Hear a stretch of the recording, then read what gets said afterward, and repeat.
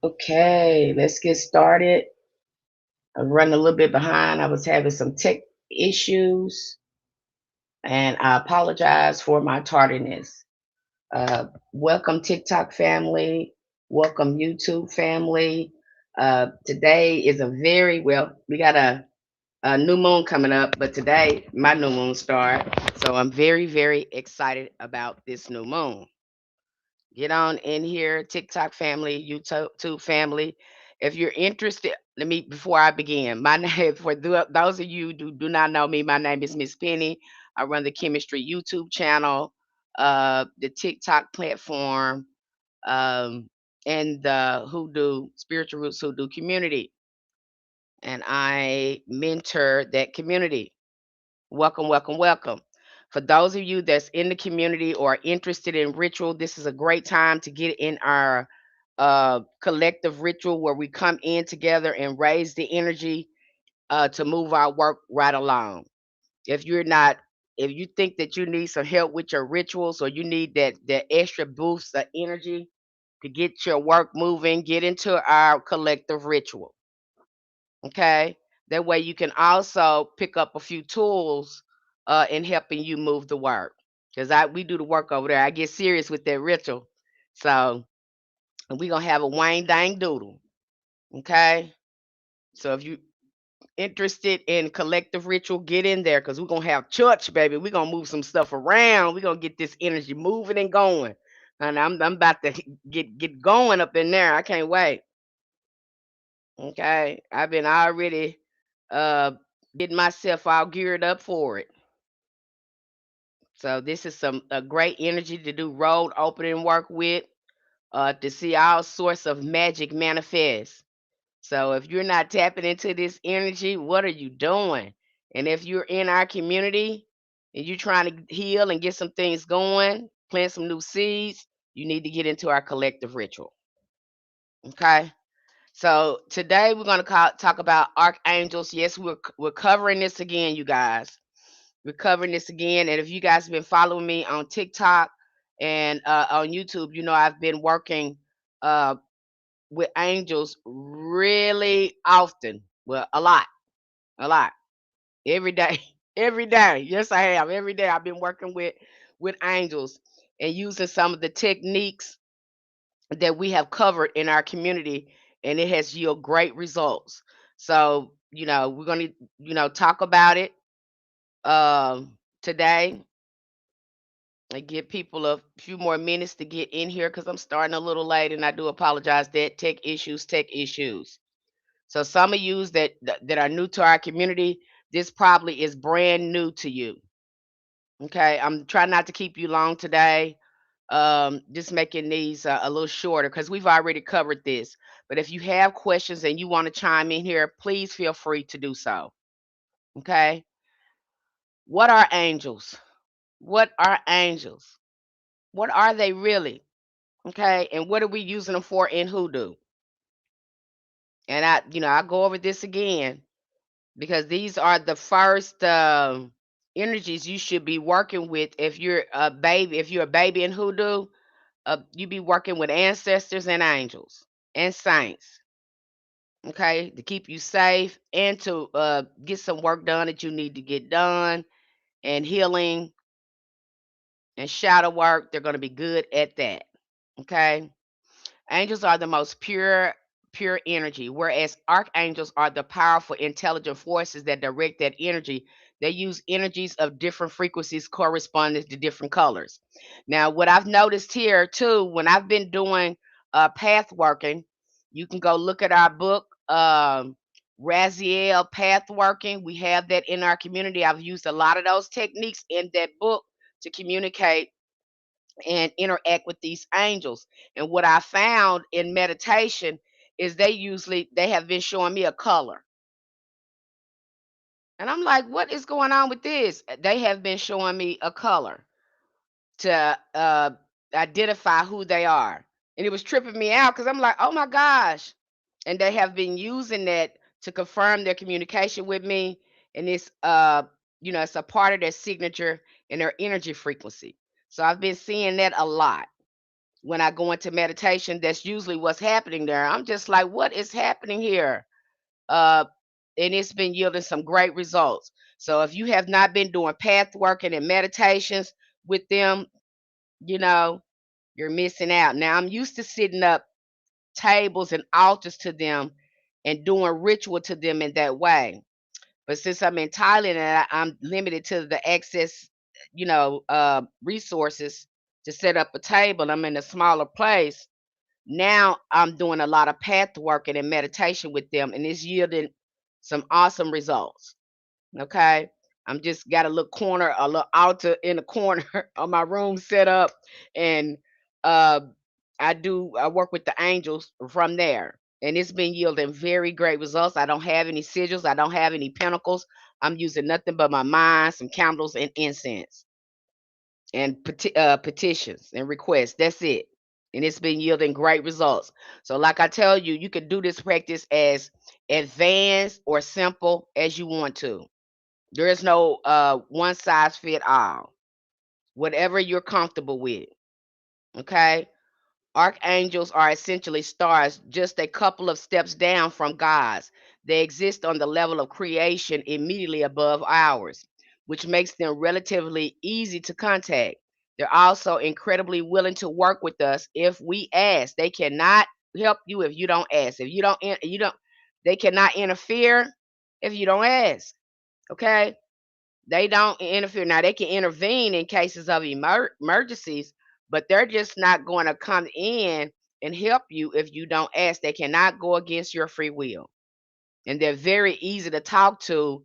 And you can miss communicating with any spirit of that matter if you are not paying attention to your thoughts, and that you're dismissing these subtle interactions because you're looking for something out of Hollywood, and that's not how spirits or energies interact like that. Okay, they're going to be interacting with your mind, and they're going to be interacting with your emotions. And I've definitely seen another shift happen in me when I start working with them. They've moved some more things out for me. I've leveled up in a great way. I feel a difference in my mood and my thinking pattern. Okay, and that's what they're there for, especially when you're doing shadow work, trying to process some things and move some things out. Uh, you know, I they, I'm gonna talk about this in another in our next live stream. I don't want to get too um deep right now, but they've definitely been helping me work more closer with my ancestors and move out a lot of that intergenerational patterns and things. A lot of, a lot of crime been going on. A lot of praise been going on over here. A lot of ritual has been going on. Angels are more like elemental, powerful energies with just enough intelligence to perform as directed. This is why you have to give them specific instructions. You have to be very specific if you're going to be working with angels. Okay? And you're going to have to do, and it's going to be helpful if you're a good visualizer, because that's how they're going to be communicating with you. That's how you're going to be communicating with them.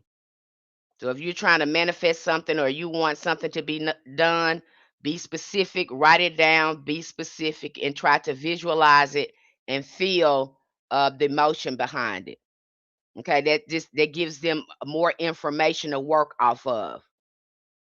Okay, who's been working with angels in here? Has anyone ever worked with angels? Put it in the chat, because they're very easy to work with, not hard at all.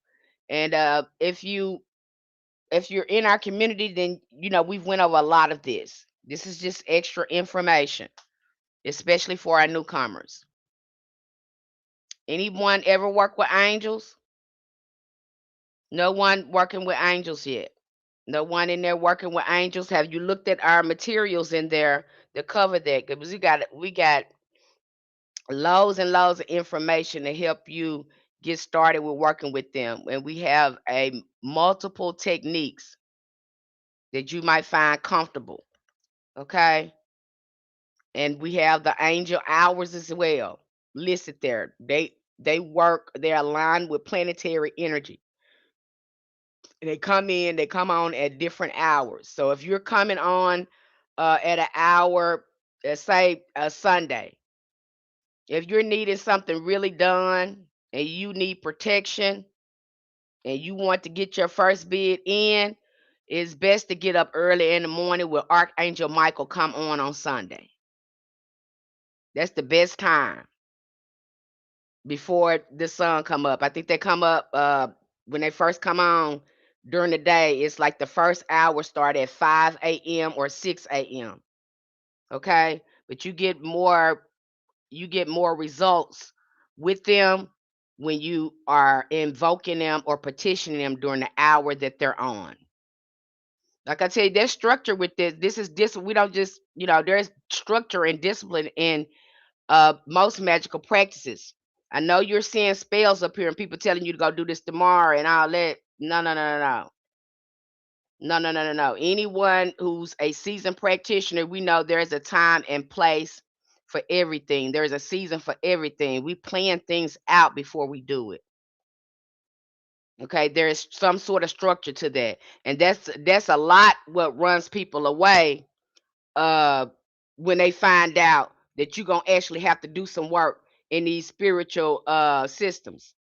I just heard a young lady talking about that about Ifa. She think people be jumping over there and think they ain't gonna do no character work. And then when they jump over there and find out character work, same thing as a shadow work. Same thing, same thing. They don't like it. Now they want to get out because you want to do that new age stuff. That new age stuff gonna get you caught up. It's gonna get you caught up. It ain't gonna get you nowhere. It's gonna get you caught up. It's gonna get you crossed up. If you want to do that once, that don't belong. Especially if you're a person that look like me, that don't belong to you.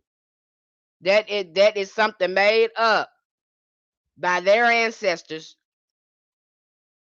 They're trying to spiritually evolve and understand, and they're going by a lot of these names called neo-pagan. Okay, so that ain't for you. Now you're gonna find yourself in the pickle getting over there. But there is structure with this. With any seasoned practitioner that's been doing this for a while, they will tell you this. And I know many of you probably don't want to hear this because you're used to doing everything your way. But there is structure over here, even in hoodoo. I don't care what people are showing you, no. There's a time to do it. There's structure to do it. There's preparation for doing the work. I don't care what they're showing you out here. And a lot of us, a fast we want a fast resolution, or we want something fast. This is not microwave. This is not it's going to happen now. No. This is work. I'm having to find that out even with the angels. I'm trying to do something that was like, we're not going to know. You need to do this and move this energy after you. You got to do your work. We doing our part. You have to do your work. That means that I had to go in and do some inner work on me, do some more healing work on me. I just had to do some ancestors work, and they required me to go back and talk to my ancestors.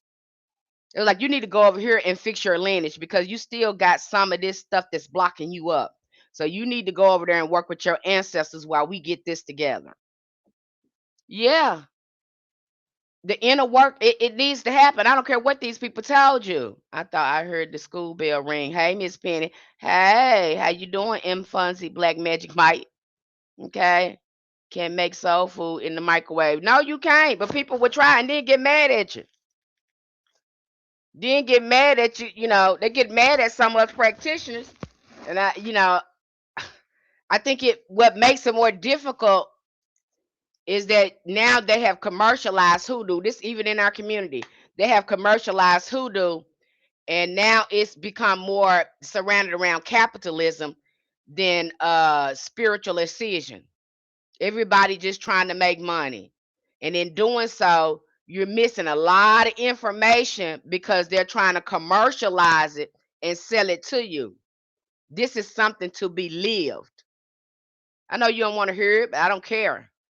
Okay, because people ain't telling you this, and then you find yourself all messed up and jacked up and stuff because nobody's telling you that, but they're telling you this and telling you that, and they're not telling you. You have to really sit down and do some healing work and move blocks out.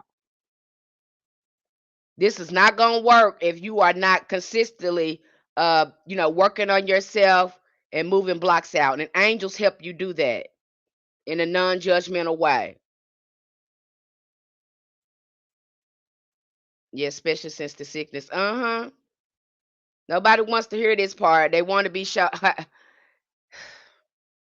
They want to be showed a spell. But I'm telling you, if you're going to be working with your most elevated ancestors, angels, and saints, which I say saints and ancestors, they're more understanding. But that doesn't mean that you don't have to do any work. This is work. I don't, I know they explain this to you like, oh, this is magic. You just wave a wand and light a candle and everything goes just no. No, no, no, no, no, no, no. No, you get somewhere and you sit down, you be quiet. And you look inside yourself and see if you got any blocks. You need to look inside you. Stop looking on the outside of you. Because the inside of you is creating the outside of you. And so if you got any raggedy stuff inside you, then you're gonna experience raggedy stuff on the outside of you. Not that hard. Because the magic is coming from you. It's about your energy frequency. And if you still at the same raggedy energy frequency and you want something beautiful to happen, how that's gonna work? And you raggedy. It ain't gonna work. Okay? It's not for the weak. And then they get over here and they make it look glamorous over here. But they ain't telling you the ones over here. I've been running around here crying, having to look at myself, take accountability, be on these spiritual baths, doing this altar work, sometimes meditating 3, 4, 5 times a day, being in the presence of spirit, no distractions. No distractions. Ain't been no whole bunch of talking and all that stuff and we're friends and running. No. It's been right there with them spirits, right there with them angels, right there with them ancestors. Hey, time shifting army. That's where I've been. Thank you, Kintu. Kintu. Okay. I've been right there at that altar. No excuses. And I'm working around, looking at what time that angel come on. Let me get to that altar. Oh, they come on in 10 minutes. Let me start prepping myself. Okay, I already prepped myself for the new moon ritual. I already got it lined up, my bath stuff, like everything I want to do, how I want to do it is already done. Not doing it at the last minute. Just been playing all week long. I already got the work started. I already been doing the baths. I already been calling on the angels. I already been calling on the ancestors. I already been doing the healing work to align me with the work that I'm going to do today. Yeah, sometimes it take that. Our ancestors didn't call this no spell. They call it work because they was doing work. And baby, is this work? That's the part you're missing. I'm not going to come here and bring you no fluff. Bring you something that not giving you full disclosure and you think it just works with candles and jars and all that. No. The work starts with you. And I do apologize that people are not giving you full disclosure on this. I am giving it to you now. So if you're in our community, you should have full disclosure. And I've already given you an outline, an itinerary of how that work should go when you join our community. There's no, I'm going to make sure you're not confused. And if you're not making progress, it's because you're not making the time to do the work. That's how this works. That's how this works. We got time. If somebody gave us free tickets to go see a concert, we'll make time for that. And if you don't make time for your spiritual growth and evolution, then nothing is going to happen. You're going to keep standing in the same place. Light a candle, sit with full moon, and accept the miracles and highest timelines. They say it's like it's so easy. Yeah, that's how they make it seem. They make it seem like that. And knowing some of these folks ragged, they living like the devil, honey. They know that some of these folks is raggedy. They still got jealousy inside of them. They still got childhood trauma and wounds on them. Okay. Many of them don't want to do the work. They think it's boring. And I got to talk about this in our meeting too. And then I'm going to move on. We have these workshops in our community we have these meetings in our community to help you remove blocks. There are less, no, hardly anyone shows up for that. So who you playing with? Because I already clearly told you, you know, how that works. That it works in community. It works when you're opening your mouth. That if you are not showing up to, you know, those sessions and meetings, I pray that you got a counselor or a therapist that's helping you move through the shadow work. Your ego gonna tell you, oh, this boring. I don't want to be in here talking about my feelings. That's the reason why a lot of our families and stuff was alcoholics and addicts and all that, because no one wanted to talk about their feelings. That's why a lot of stuff is going on in these churches where people are being abused mentally, spiritually, you know, sex. I can go on and on, because the black church want to cover it up and people want to keep their mouth closed. That's the very thing that's going to release you from a lot of those wounds. Opening your mouth. You don't know how to use your mouth for healing, but when you start doing this work, you start knowing how to use your mouth for healing. Now is the time to open your mouth, not to keep it closed. The ego gonna tell you, you don't need to do that. That's boring. Why would you talk about feelings? If you ain't feeling good, if your mood and vibe is not right, your work ain't gonna move. It starts from in here. It ain't gonna come. You can't be manifesting and doing work from a wounded place, and then wondering why it don't turn out right. Cause you ain't been peeling that stuff back. You ain't been pulling that stuff out of you. You have not been purging. So how do you expect for you to have a beautiful life and you don't want to let go all those wounds? It ain't gonna work. It's not gonna work. I don't care what spell they show you. I don't care what they tell you about manifesting. I don't care what. If you know that you got wounds inside of you, you have not did no shadow work. You have not processed. You don't talk about your feelings, because a lot of this work move because your mind and emotions is aligned with it.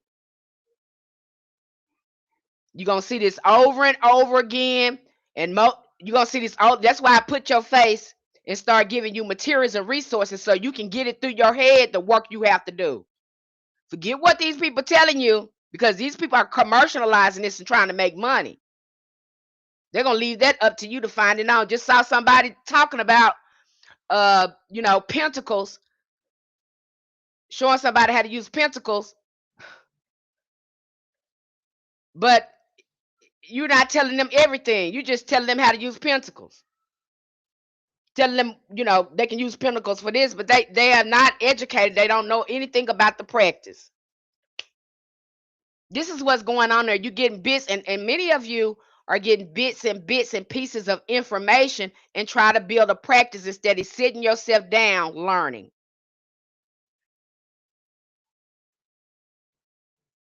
And I provide, I don't know many, and I think I can say this with confidence.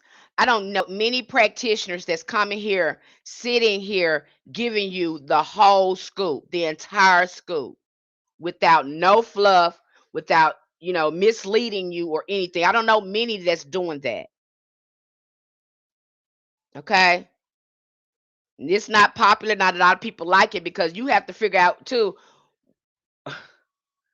why you can't, you know, you want pieces of it, but you don't want the whole thing. Why you keep avoiding this? I see it all the time. I see it all the time. And then some of you roll up on me and you be confused. And most of the time you're confused because you're not doing the work. And some people think by asking me, they're going around the work. No, you're not. You cannot fool no spirit. That's who you trying to get close to. That's who's gonna be moving the work. Not me. Now, when we do collective rituals and stuff together, we can collectively move our work together. That's just more power that we have, and to move our work along. They can assist you in your work instead of you having to do it by yourself. You can have the community collectively raising that frequency to move our work along. But you're not fooling anyone. Okay? When you think you're gonna come to me with something, I'm gonna go ahead and drop a resource in there because I know you need to sit down and take that in and sit with it. You're not, you think you're extracting stuff from people and you're not. And you really need to sit with that because that tells a lot about your energy. That tells a lot about your energy. You got some people that are initiators, that fire starters, and they can get the work initiated. And then you got some people that can't even tap into their own energy. They got to reach out to someone else to latch on to their energy because they don't want to do the work. Which one are you? Which one are you? I mean, I can pretty much tell. I mean, it's a lot of people like that. They think they're going to be, extracting energy because they follow people. So if they're mesmerizing people, you think you're going to be extracting their magic and you're not. Still going to be stuck because you're trying to find an easy way. There is no easy way. I had to have this conversation where I remember my oldest daughter, she kept taking this driver's test. And she kept failing. She kept failing this driver's test. Now, the first time she took this test, she wrote the answers down in her hand and thought she was going to cheat. Come to find out there was a different test, she flunked that test. Went in there again, tried to do the same thing, flunked that test. And then I finally told her, I said, Kasia, sometimes you just got to do it the right way. You just going to have to sit down and read that driver's book and pass that test. The trying to cheat and stuff ain't gonna work. You gonna actually have to sit down and learn this and comprehend this for yourself. Okay, so she went in that third time. She read that whole book 3 or 4 times. Went in there and aced it, and guess what? They thought she cheated because she aced it. Okay, she had to finally sit down and read it and comprehend it.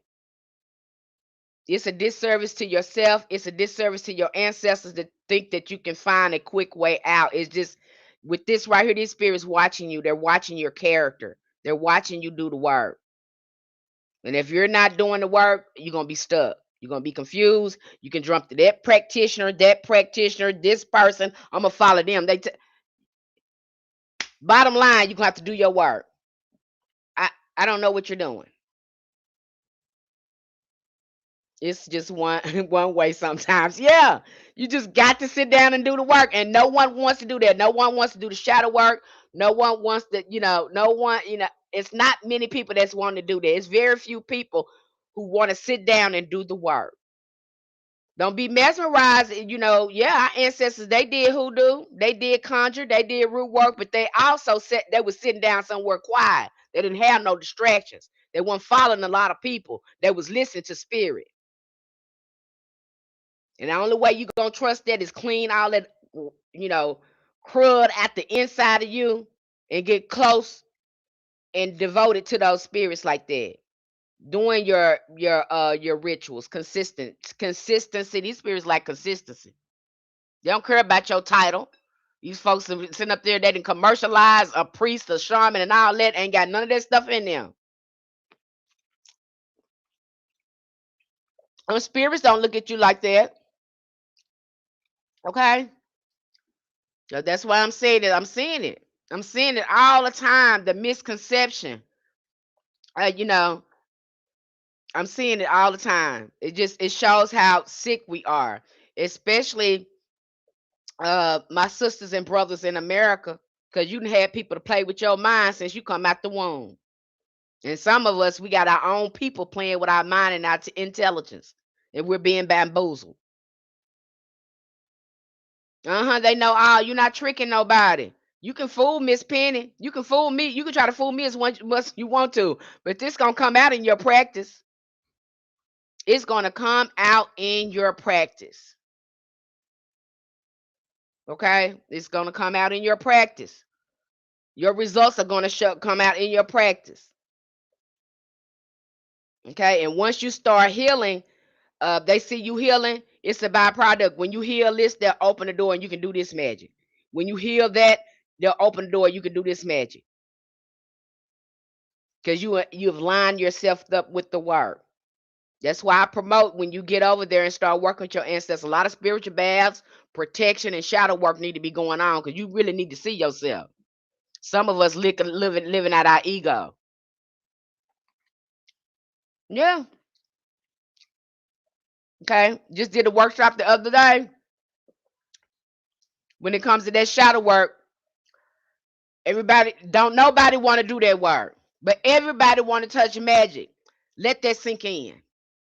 So you got a lot of people that's doing this, they're working out their ego. They are working out their ego. Let that sink in. Let that sink in that none of these practitioners, not hardly any of these practitioners, come here and talk about ancestors work, aka shadow work. Which we're gonna get deep into this again. I'm going through this again because obviously it's not sinking in. We're gonna go through this again. We're gonna go through spiritual communication again and ancestor veneration coming next week. We're gonna talk about this again. Got to, because you ain't getting it. This time I do a live stream, that's what I'm going to be doing it on again, because I have to go over this again, because it's not sinking in. Okay? And I apologize to these practitioners are coming here showing you stuff and not giving you a great foundation. This is the foundation to your magic. Your shadow work is going to show up in your magic, making it that much more powerful. And if you're not doing it, you ain't going to see the results you want. Because you refuse to go in. Nobody's sitting down meditating. I can't meditate. Yeah, because you got a lot of distractions. You love following people. You love to go to the club. You love doing raggedy stuff. You put other things in front of spirit. Even though you are spirit and spirit is working everything out for you, you put other things before the spirit. You put other things before God. Let me put it like that. You don't put God first. No, you don't. God is not the center of your life. It's money. It's people. It's stuff that don't map to a hill of beans. That's why I say this is a way of life. You got practitioners getting up early in the morning. They starting off with scripture. They're starting off talking to their ancestors. They're doing meditations. They're consistent at their rituals. They're constantly talking to serving or working with archangels. They're constantly they're consistent at their altar work. No, you ain't gonna do it. You want to do it. The ego don't want to do nothing because the ego don't want you to change. The ego want to stay control of you, and as long as the ego stay control of you and you stay unaware, then you leaving yourself open to all sorts of energies to rule you. That's what's happening here. I know you don't want to hear it, but I'm gonna tell you the truth. You always want to learn a spell, but you ain't gonna do nothing but cross yourself up because you do not understand the practice. So you keep on doing spells. You keep on doing that. You just keep on doing it and see how far they get you. Keep on skipping shadow work. And that's the best offering you can give to yourself is moving out intergenerational trauma. Moving out all that trauma that was passed on to you, transforming it and bringing it into your magic to create your best life. But you can skip that part. You want a best life, but you don't want to clean up pettiness. You want to clean up the raggedy stuff you do. You don't want to do that. Yeah, I'm preaching today. You ain't gonna like it. Folks leaving out of here now. They don't want to hear that. They don't want to hear that. But you're gonna hear it. You don't hear it enough. You see enough spells. You see enough, all that kind of stuff. You see enough of all that. You got that together. You already know how that look. You don't know how this look because people ain't talking about this. Okay, and I'm gonna keep talking about it. So you can't say, ain't nobody told me. I ain't know. I ain't know. Yes, it did, because Miss Penny was sitting here telling you. And it offended you. And if it triggered you or offended you, then you are the one who needs to do the work. Even if you manifest, you gonna lose it because your frequency can't maintain it. I low-key been there before. See? You have to do work over here. I don't know what you thought. I don't know what y'all thinking. And these people, and I'm not trying to bash nobody. I would love for the practitioners to bring full disclosure when they're telling you to do stuff. Just saw somebody talking about Psalms. Keep saying that Psalms over. That Psalms is not going to work if they're not doing the work. I don't care how many times they say it.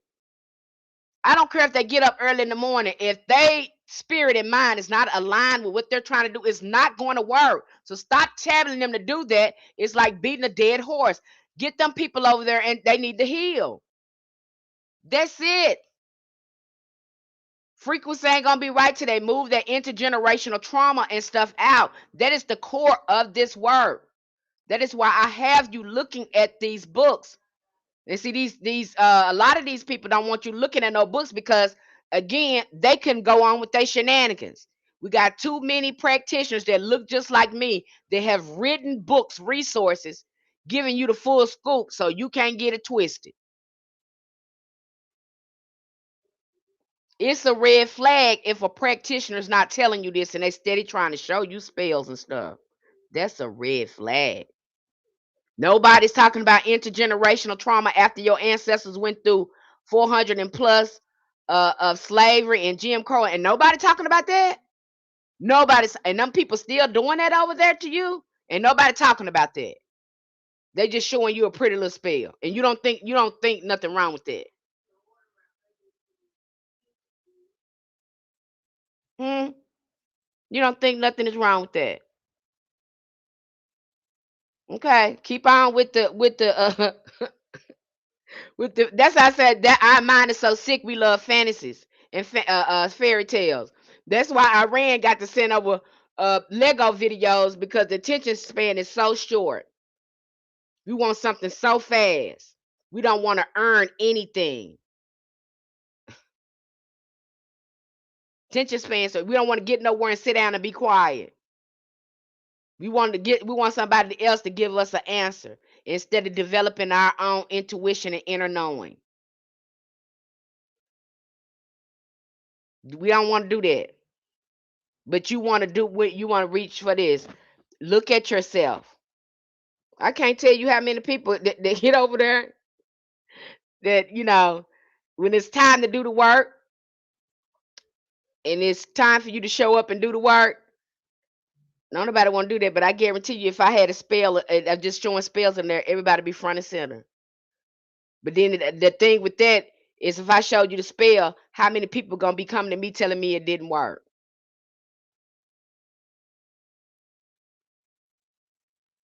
Not thinking that it's me. I haven't did the work. That's why it don't work. How many people doing that and it's not work? For real though, laugh out loud. I don't know how most of them can ground when they own stolen land. I be wanting to ask some of them. But hey, laugh out loud, time and place for everything. Okay? You're gonna have to I know what they're showing you. I dislike it. It seemed like I woke up from COVID and everybody became a practitioner. That's how I know a lot of this stuff ain't right. A lot of them got in here to gain money. Ain't none of them, not a lot of them are called to do this work. They're in it to make money. And they can't make money if they're giving you full disclosure, telling you, hey, you have to do this first and then move on to this.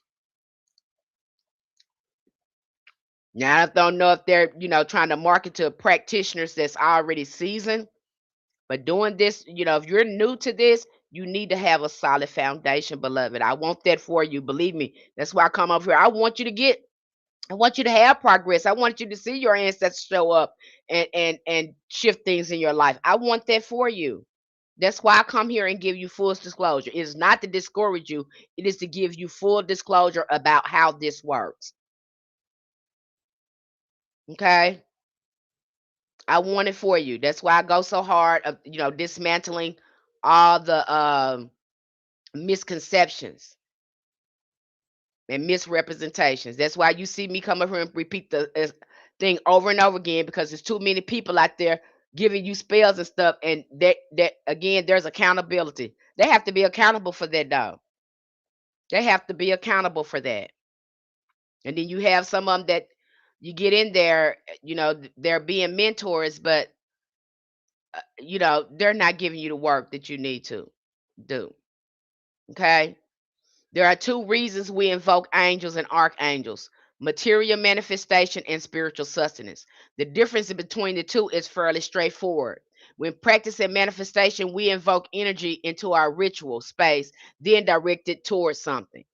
We essentially release the energy and allow it to fulfill its function on the material plane. When we invoke the spiritual sustenance, we absorb all of the energy into our own energy. Okay? And this is what empowers us to transcend our ego and become enlightened. And that one thing about working with angels, I'm gonna tell you about working with angels. They gonna do it. They're gonna do what you ask, but they gonna tell you to do some character work while they do what they do. And the character work is giving you enough light and frequency to help them move the work along. Because this is your request, this is your petition. And so in order to move it along, they require you to do some work, just like they told me. Oh, okay, we'll do this, but you have to do this. We see this going on with you. You still carrying some of this stuff from your family.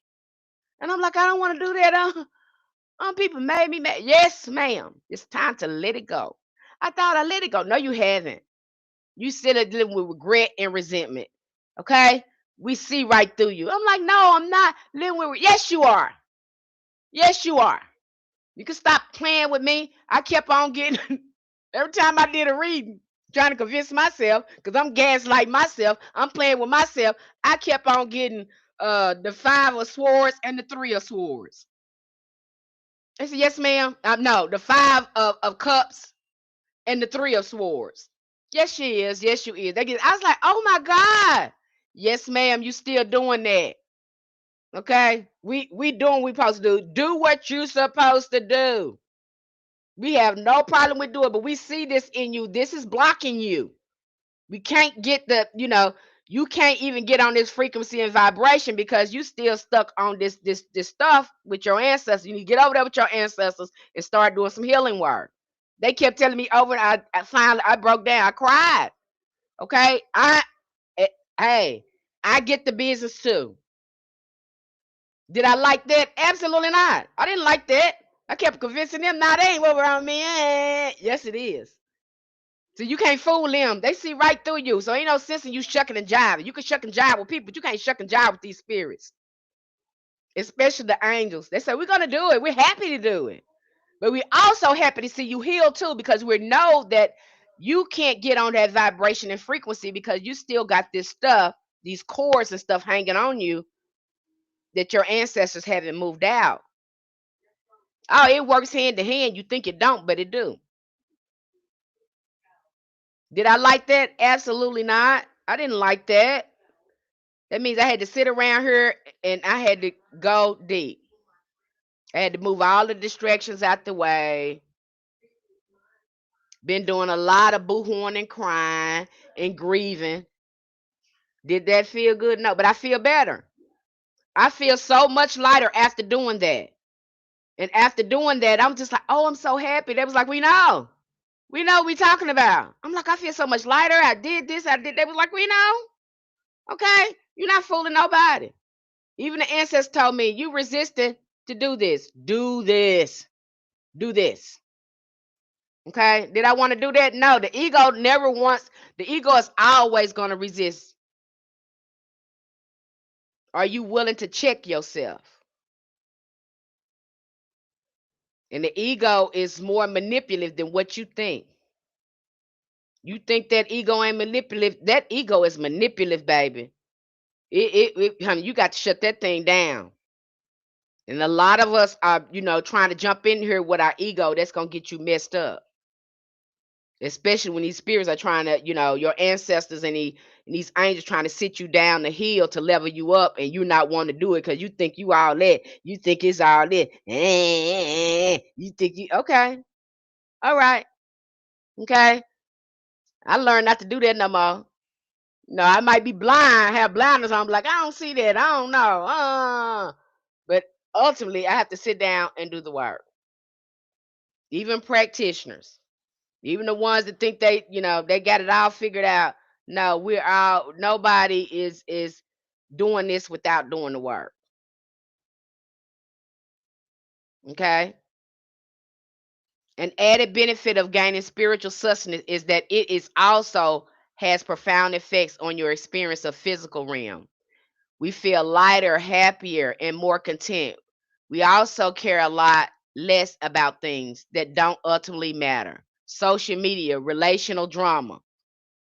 You start doing that work, you don't care about social media no more. You don't care because you don't care about that no more. You're too busy trying to develop a relationship, a healthy relationship with your ancestors and with these angels. You're more concerned on your vibration and your frequency. All that other stuff is secondary. None of that matters. It really doesn't. It doesn't matter. Don't matter to a hill of beans. All that you're creating that already yourself. You're doing that work yourself. Okay, so none of that matters. All the drama and all that stuff. And then some of us, we're addicted. You have to look at this too. We can't sit down long enough because we're addicted to excitement.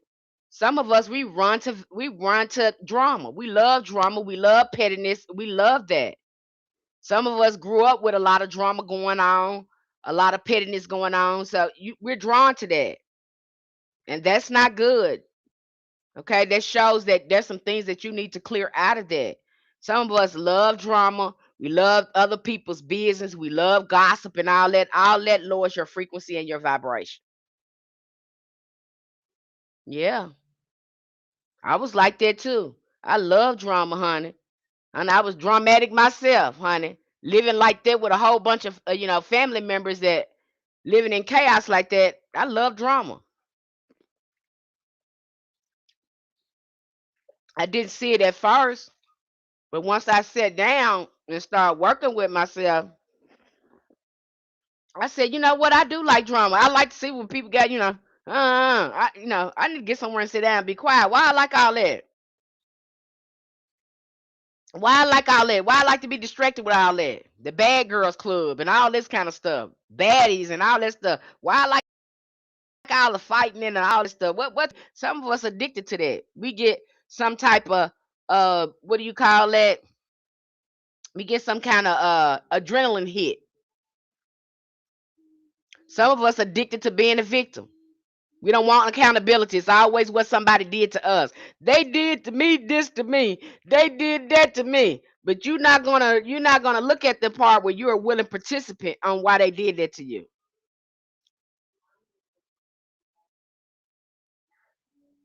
We just love being. We don't want accountability either. It's always somebody else's fault. What we did instead of taking accountability. It's always somebody's. It ain't never your fault. It ain't never your fault. It's always somebody else. Think about that. Think about that. You don't want to listen to that part. Okay, but there's some accountability over here. There is accountability over here. There is work to be done over here. Our ancestors didn't call it spells; they call it work because they had to do the work to move the work along. They wasn't doing no spells. Our ancestors was working.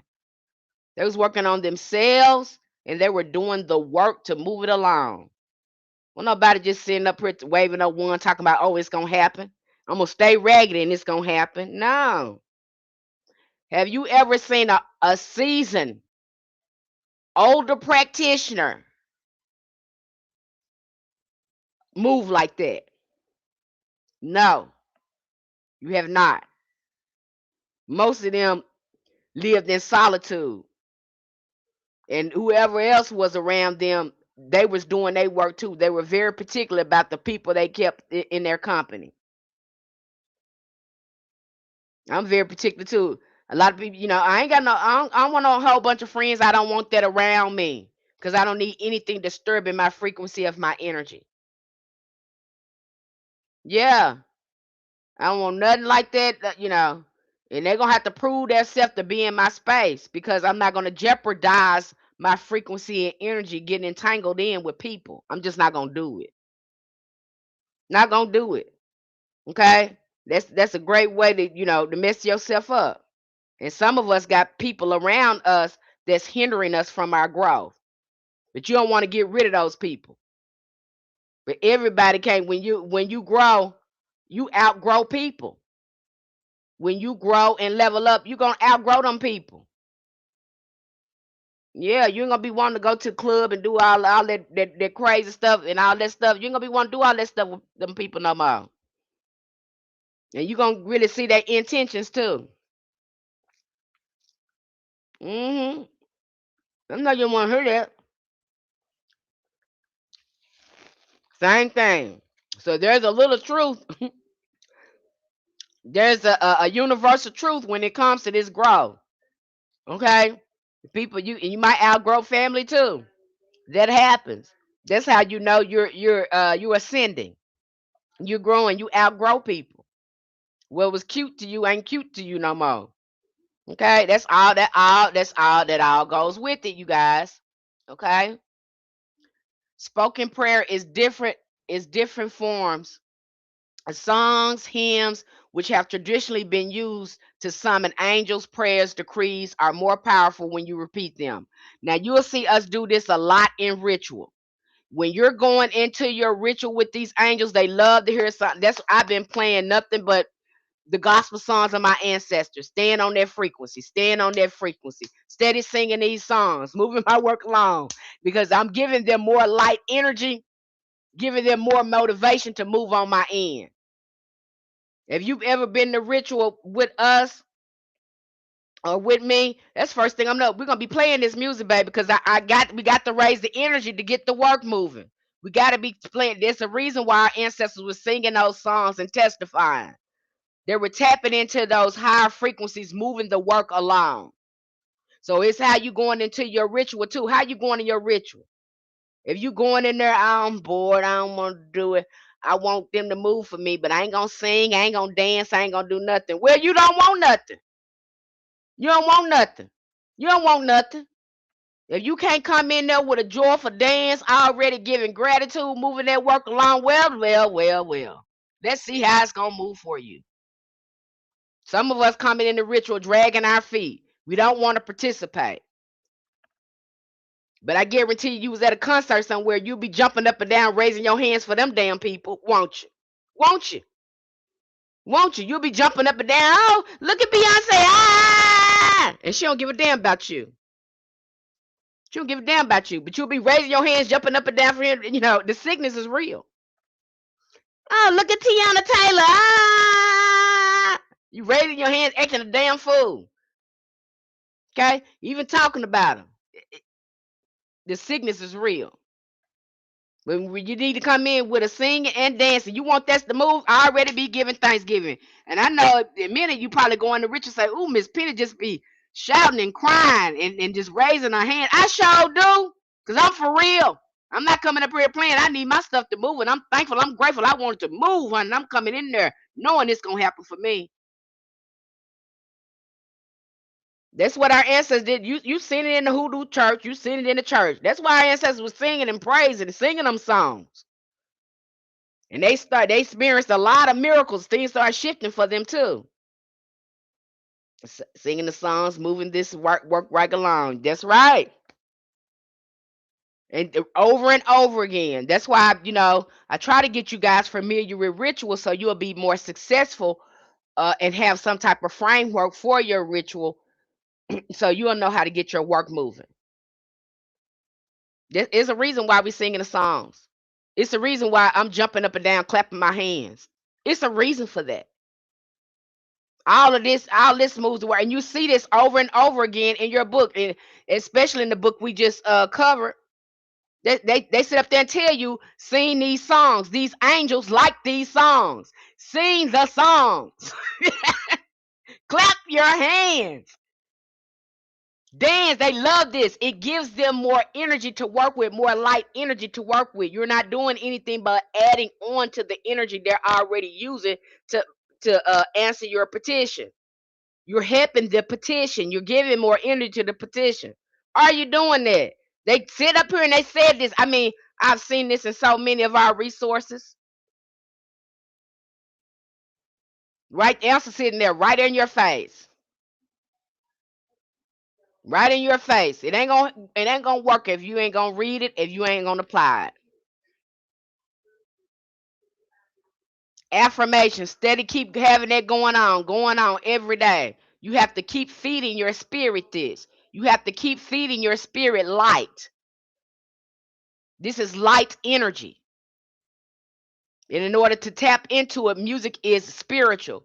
It is the fastest way to get these spirits moving for you. They love it. This is constantly being repeated in these books. And that's the first thing I'm going to get you on when you come in the ritual with me. Are we getting these gospel songs, all these old gospel songs our ancestors were singing? Are we getting that popping up in there? Are we going to be singing? We're going to be shouting. Okay? We're going to be clapping our hands. Some of us going to be crying. Are we going to move this work today? That's how this work, you guys. That's how you get it to move. You constantly seeing this over and over and over and over and over again. I show it to you so you can't get it twisted. I don't care what these people showing you. They showing you the spell. This is the work. You want to know how it works? This the work. Don't get it twisted. I want this for you. That's why I'm telling you this. They're not telling you this. I'm telling you this. Who else telling you this? They telling you, they showing you spells and telling you to repeat songs over and over again. That's not the work. That's not the work. Okay? The best way to commune with them is to schedule daily sessions of prayers and devotion. By evoking fresh energy into ourselves on a consistent basis, we eventually flush out old stagnant energy. When you hear some practitioners speak about purification rituals, this is mostly what they're referring to. If we truly dedicate ourselves to this practice on a consistent, prolonged basis, we begin to cleanse the deepest parts of our energetic anatomy, the part called the ego. You know how many times, my ego say, girl, the singing that song ain't telling you, repeating that ain't doing. I say, you better get behind me, you devil. Because that's what that is. The ego, honey, it'll try to convince you that you don't need to be doing that. That don't work. That don't work. Yeah, yeah, yeah, yeah. Yeah, because it's trying to keep its identity. It's trying to keep control. How many times have you told you that? I don't believe that. I'm not gonna do that. That don't work. Da, da, da, da, da, da, da. That's your ego talking. I can't talk to spirits. I don't know how to talk to spirits. I can't talk to my ancestors. Yeah, as long as you're thinking that, that's what you're gonna believe. That's what's gonna happen.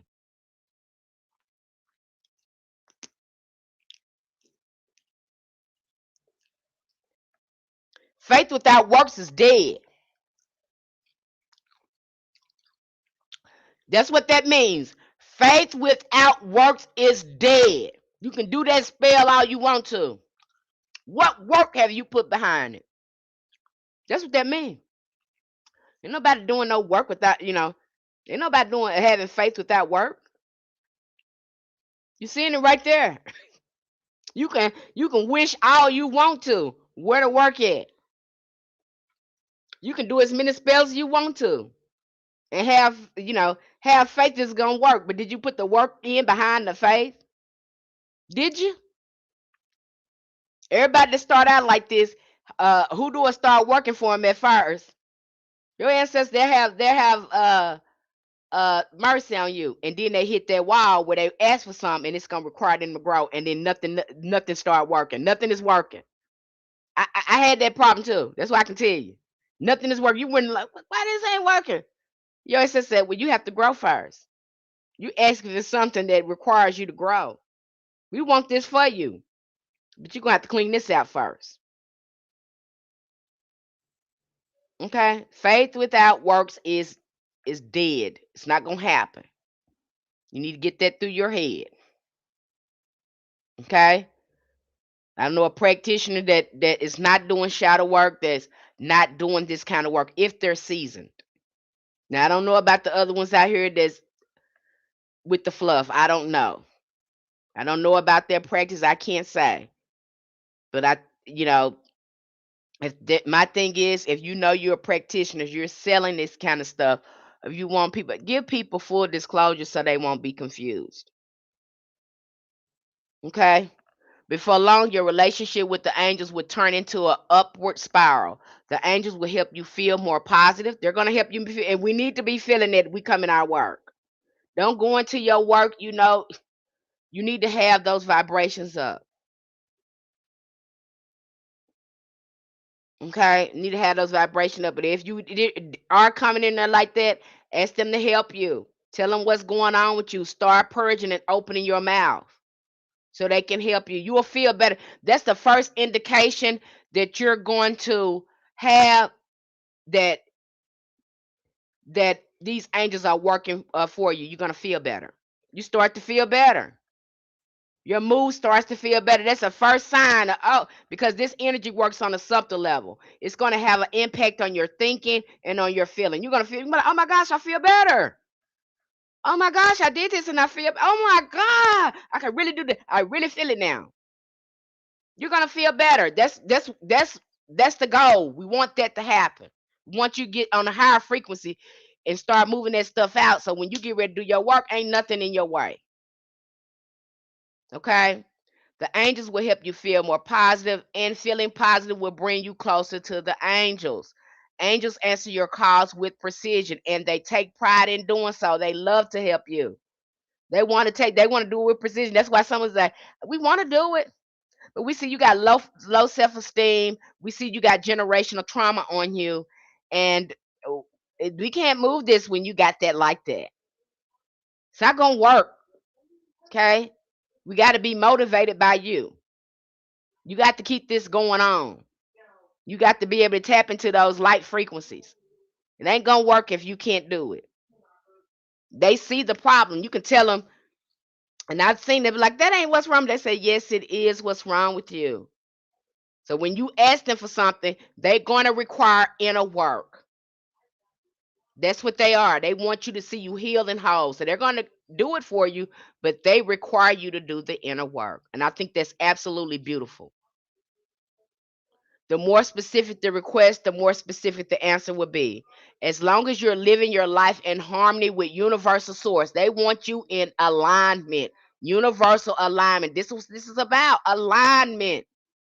Ain't gonna work if you jealous of Sally Sue and all this stuff, and you want this new life, but you full of jealousy.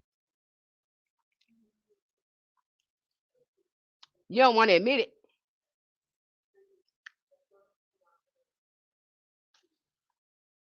Ain't gonna work. You have to be in alignment.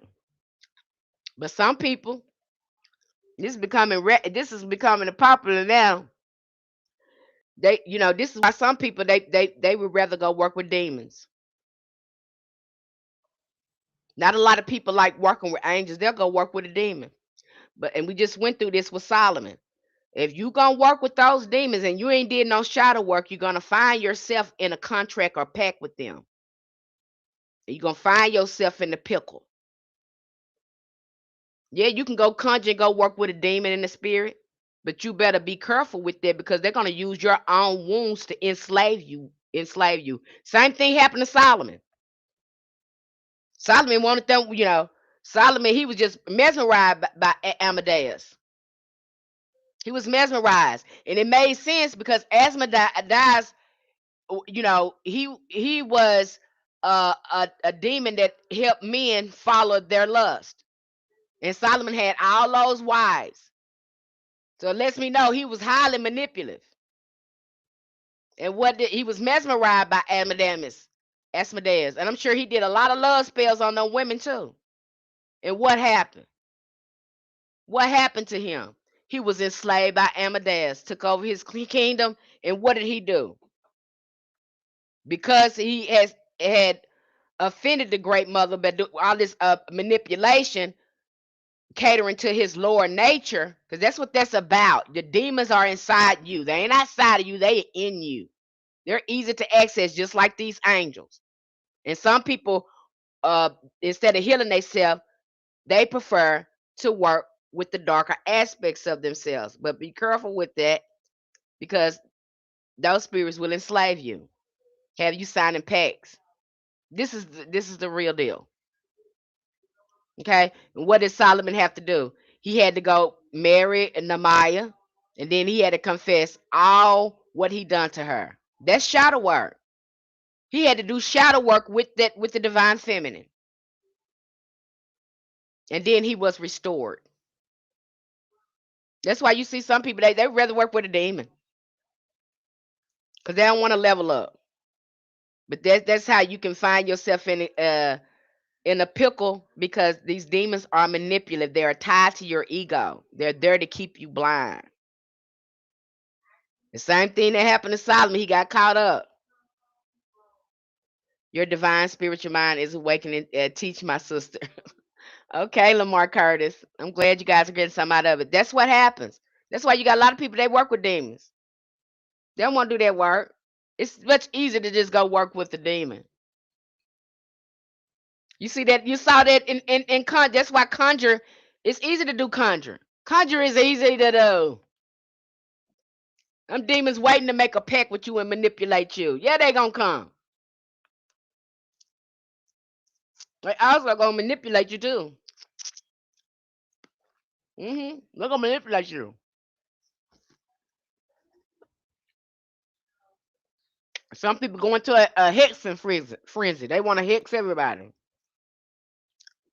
Okay, but if you ain't done this work yet and trying to go over there, them you're gonna find yourself in a pickle.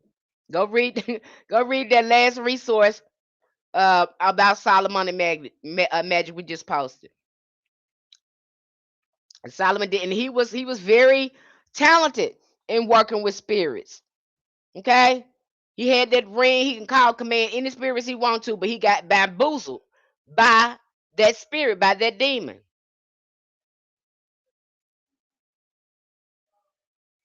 Yep, it's just a few of us. A lot of people work with these demons. I'm letting you know. A lot of people work with these demons. Okay, they don't want to look at that. It's just easier. You don't have to do any real work, so you know they're not using the demon to level themselves up. They're using the demon to do whatever they want. But you can easily find yourself in a pact, in a contract with the demon, and can't get out of it. You're seeing it all the time. Okay, there's a lot of people like that. They want what they want. Okay. What that girl, what was her that Doja Cat? She said, hey, you heard what I said. I'd rather be rich instead. And she was talking about selling her soul. Did you hear her? She said that in her music. Okay? They letting you know what it is. But you think that's not what it is. That's what it is. Okay? They'll help you with the smallest detail in your life. Angels will help you. Okay? Will it at sometimes you can possibly work with the demon? Yeah, but I don't recommend you do that without having this together. Because once you have this together, this light energy together, you they you won't find yourself in a pact and a contract with them. You'll have more command over them, just like Abramelin Magic. Remember, he had to call on his guardian angel, get all his light energy together, and then he can command those demons. And then you can go in there scared because you standing in your own light and you know they got to do what that you asked them to do. And now you ain't getting no contract and pact. They got to do what you asked them to do. Period. Because you've earned your light. But if you going over there and you ain't got no light in you, you ain't got that in you, then you gonna find yourself raggedy. That's what she said. I'd rather paint the red town red instead. That's what she said. You better listen to these people. They mean that. She said, and then she said, I said what I said. You better listen to her. She meant that. She meant that. Them spirits, what you see at these concerts and these people be singing. Just seen a boy the other day at Coachella. That boy face turned into some type of skeleton or something. I forgot the little boy name, but I said, oh my God, the demon is on him. You have people making pacts with these demons. Come on now. Don't be no fool. These Once they start singing and stuff, they come in contact with spirits. Even yourself, when you start singing certain music and church music, it makes you feel a certain way. You feel like you on that frequency. So when they're singing these songs or whatever, it attracts some of these demons to them. It attracts spirits. Music attracts spirits. You're seeing this over and over and over and over again in your materials and resources. That's why I have you looking at this so you don't get it twisted. Forget what other people are saying. Get your mind together to understand this so you don't be bamboozled, so you know what you're doing. That's why we're going but some of y'all don't like reading the book, so I have to come here and make videos. Have to make presentations because you like to be entertained. Some people don't like reading. Or I have to post the audio book in there so you can listen to the audio book, but some of y'all don't do that. You think that you can just do, you know, what's ever in you, and then you be doing the wrong thing because you feel like you ain't got to learn nothing. You could just some of it, follow your intuition, but it's gonna be good for you to be educated too, so you don't be crossing yourself up and have these misconceptions. Even our ancestors read books. I don't care what these practice. They read the 6, 7 books of Solomon. Of Moses. They read about. They was reading. They had an almanac. They was reading. They was reading their Bible and putting things together. They was following spirit. Even your ancestors have you reading certain things to educate you. Can't tell me. I've had them do that so much. Wait a minute, wait a minute. They'll tell me something. I'm like, I ain't never heard nothing about that. And then they'll start sending books and resources in my path to educate me on it. Yeah. They require you to read and learn. And if you don't have this in your mind, another thing too, the way these spirits work, if you don't have this type of knowledge in your mind, then spirit you're going to be limited in the way spirit can talk to you because they speak to you telepathically. And if you don't have this information in your mind, then they can't pull it from your memory and interact with you and talk to you about it. And once I read about it, then the ancestors were like, okay, now you know about it. Look at this. Now they're not saying this right, but this is the part we want you to look at it. Yeah, because I had a framework for them to work at. But if you ain't got nothing in your mind, you ain't educating yourself, the spirit cannot work with nothing that's empty. You don't have anything in there for them to help you comprehend and show you things. So at some point, you're going to have to sit down and read. That's why I said these spirits, they will teach you. They'll send you the right information. And then when you get the right information, then they'll automatically, that's how this has been working for me. They'll telepathically be having conversations with you. You might think it's your own thinking sometime, but it be them. And if you haven't educate yourself and put this in your mind, download it. Got to put it in. You got to put it in the computer. You got to put it in computer. Can't ask the computer to do something and you haven't put the information in there. You got to put the information in the computer. And once your ancestors, because these spirits, they can see your thoughts. They can see your mind. That's how they communicate.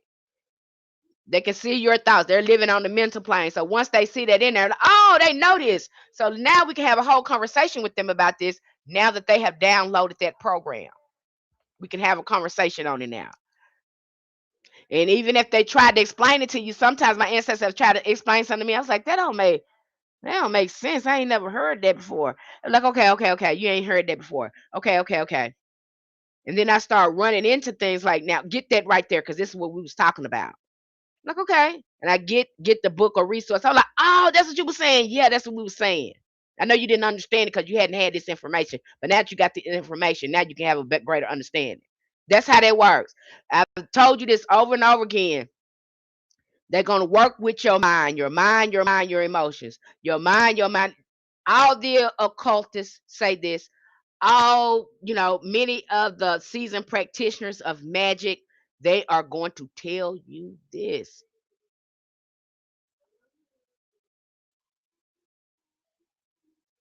Okay? They're going to tell you this. I have to get that through your head. Your mind, your mind, your mind. If your mind ain't right, your emotions ain't right, you're going to be missing messages. You're going to get stuff twisted up. Okay? So let's move on. Now we've talked about path working. I've put meditations in there, guided meditations in there for path working. What they call visual guided meditation. That's basically what path working is. I've been doing this, and I've been yielding great results with this path working. I mean, gosh, It's been knocking my socks off on the interaction I've been having with a lot of these angels just with doing the guided meditations or path working. Okay. The path working meditation is a technique. A modern term is guided meditation. It's been on the hidden, it's one of the hidden secrets of magic known only by initiates. That's what the South said. You think you're making this stuff up in your mind, but your imagination is the key to the spiritual realm. Document what they say because a lot of it be right. Your mind know exactly what it's doing. Your third eye's there. That is where you access your third eye and you see on the spiritual realm. Your imagination is your third eye. Let's get it. Let's not get it twisted. And you do it so easily. Some of us we think we're making it up, but you're not. That's just how easy it is to do. This takes practice, consistency. Do you have a meditation practice? I at least like meditate. Sometimes I do it 3 or 4 times a day. It don't have to be long. It can be for 15 minutes. It can be for 10 minutes. It can be for 20 minutes. But we need to be getting used to going in that spiritual realm, knowing how it feels, knowing the energy how it looks and feel when we communicate with our ancestors, knowing how that energy looks and feel when we contact angels. It's helping you build your spiritual senses. Meditation does that. You can document your interaction, and you'll find too that many times you're right. You can confirm it again by doing a divination on top of your meditation. After your meditation, guided meditation experience, you'll find that it's right. This is work. Yeah, I know. Okay. But with the recent explosion of magical knowledge, these secrets are now available for everyone. These path workers put you in direct communication with angels using nothing but power of your mind. Your mind is the most important thing in this work. If your mind is not together, you ain't gonna get far. Okay, you will be able to walk. You will be able to talk to each other. You can build a relationship with angels, and you can. I've been doing it. If you guys have not looked at our Raziel path working book, I recommend that you do it. I've posted meditations in there to help you to start your practice with that.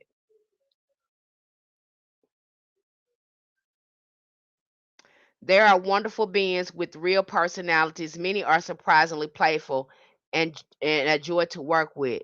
They help us because they care and want to please.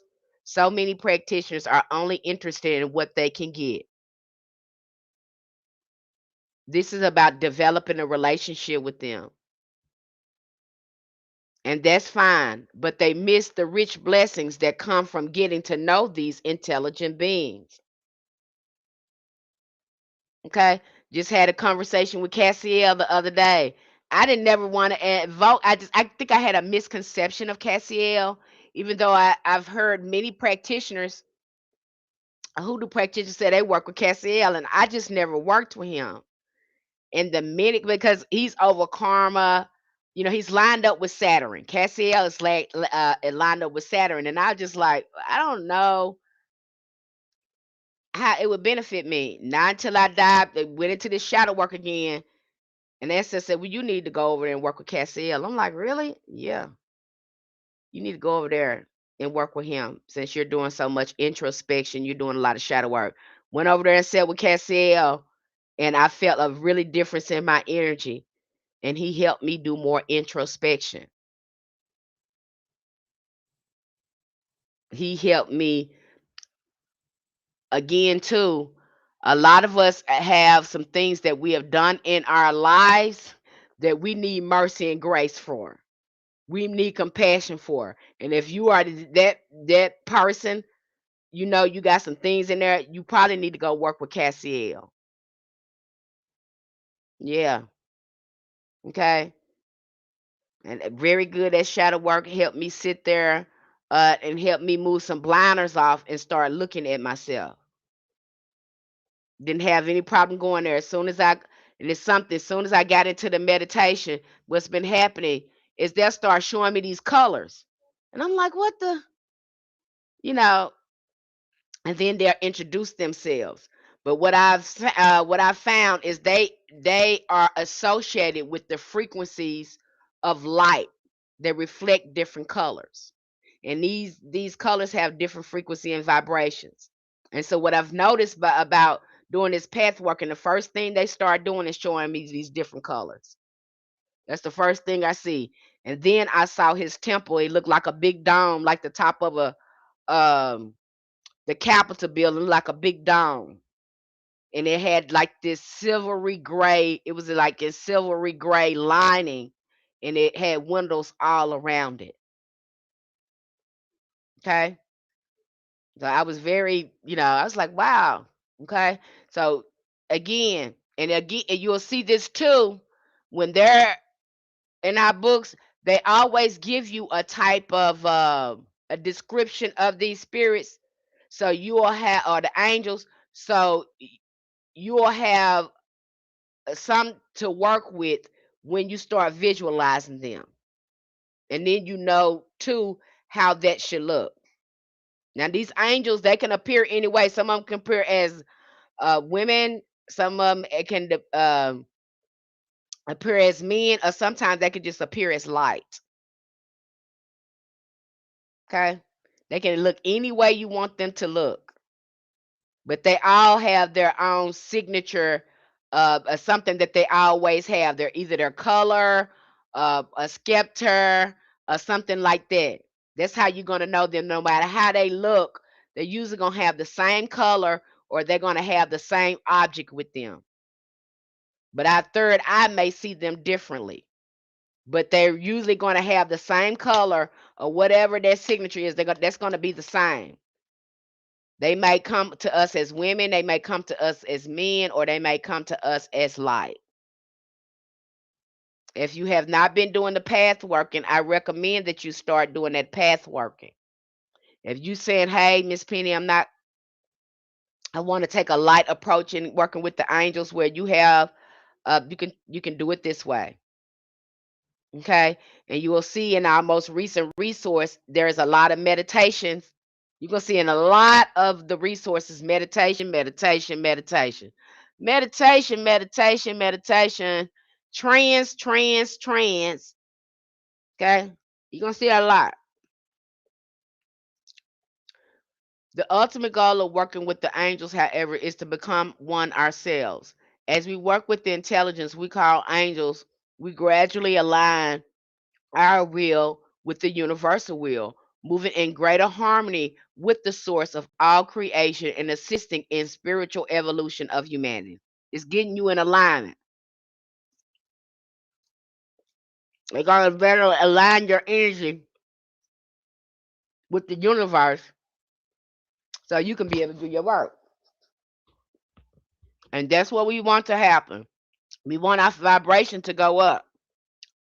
So when we get ready to do anything, we're on the right frequency. We're in alignment, in universal alignment, and we can get work done. And some people find out once you've done this work, you really ain't got to do no magic. This be a lot of the problem. Okay, this be a lot of the problem because we're out of alignment, we're out of balance and all that. And once we start getting the balance and alignment, we start seeing things shift, positive shifts in our life. This be a lot of the problem. You'll be find yourself trying to find something to do. You have to rethink that thing all again. Okay, now what do I want to do? Now what I want to do? Because I just healed myself and got in alignment, and it just fixed my whole life. So now what is my goal now? And it's something that be absolutely needed. Okay, path working is a powerful transformative practice in magic and spirituality, yet its name might sound mysterious or even intimidating to beginners. The good news is that path working is accessible to anyone willing to engage their imagination, intuition, and intention. That's all it takes. If you think it's not going to work, then it's not going to work. That means that you need to go into do some shadow work and start putting away a lot of those false beliefs. And that be what's wrong with a lot of us. We think we can't do it. We already have in our mind the ego and tell that ain't gonna work. That ain't gonna work. You can't do that. You can't. But if you think like that, that's not gonna happen for you. What do you think will work for you? Okay? Ask yourself that. What do you think will work for you? In its simplest form, pathworking is guided visualization that helps you connect with spirits, intelligence on or realms. Think of it as a meditative journey, a way of stepping into a symbolic landscape to meet with spirits, gain insight, and manifest your desires. This practice is used by magicians, mystics, and seekers to unlock new levels of understanding and transformation. This is what you see them doing in the occult. This is what a lot of magicians do. At its core, pathworking is a mental and spiritual journey. It's a way to use your imagination and inner senses to navigate a symbolic landscape that connects you to higher energies or spiritual beings. These journeys often involve vivid imagery such as forests, a mountain, or shining temple that represents the energetic frequency or personality of the spirit or realm you're working with. Path working is not just about daydreaming or fantasizing while imagination plays a central role. The practice goes deeper. It engages your subconscious mind, your intuition, and your spiritual awareness, allowing you to step beyond the physical world and into the realms of spirit. Okay. And also, it's going to improve your spiritual communication and give you more access to the spiritual realm. This practice can be deeply personal, and your experience will be unique to you. Document what happens. I'm always documenting what happened and doing a tarot reading. Okay. And I use my phone for a lot of this because I'll go in and after I do this, I'll go and I do a reading, a tarot reading, and then I will interpret the tarot reading. And again, I record this in my phone and kind of talk about the meditation and what the reading is saying and how it's lining up. You can just take an easy route. It can be simple, but the more you document this, you will see how much progress that you're making, how easy it is for you, and then you're confirming too how accurate the interaction is when you go and do journey work and meditations with them. Okay. Some people see clear images while others feel sensation, hear sounds, or simply know they are connecting. If you don't see anything, that's fine. What are you feeling? What do you hear? What is your inner knowing telling you? Now it's time to trust your intuition. Okay, document what you're feeling and seeing, and then observe. There's no right or wrong way to experience path working. It's about discovering how your mind and spirit interact with the energies around you. You're learning more about yourself, but it's not going to help if you're not, trying to do the work. It's always it's also safe and accessible practice, unlike some magical rituals that require complex tools or precise timing. Pathworking only asks for you to focus and intention. This makes it an excellent starting point for beginners and a powerful technique for experienced practitioners alike. Okay?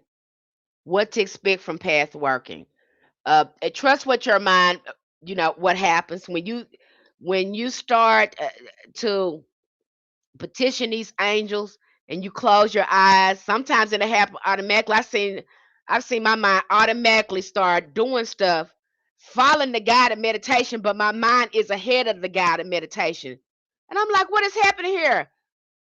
It's already unfolding things. Your mind know exactly what's to do because it is connected to the spiritual realm. I've seen my mind do it. I'm like, oh my God, I am ahead of the meditation.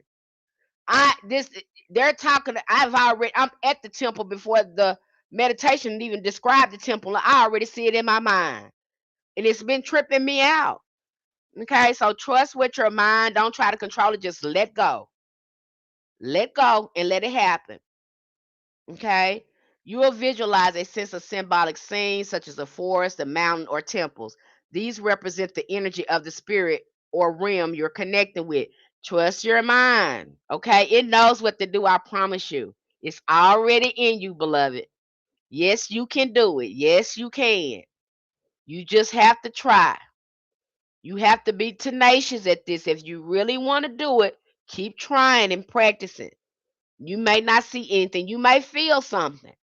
That's fine. You might have an inner knowing there, but you're learning how your psychic abilities work and how you communicate with spirit.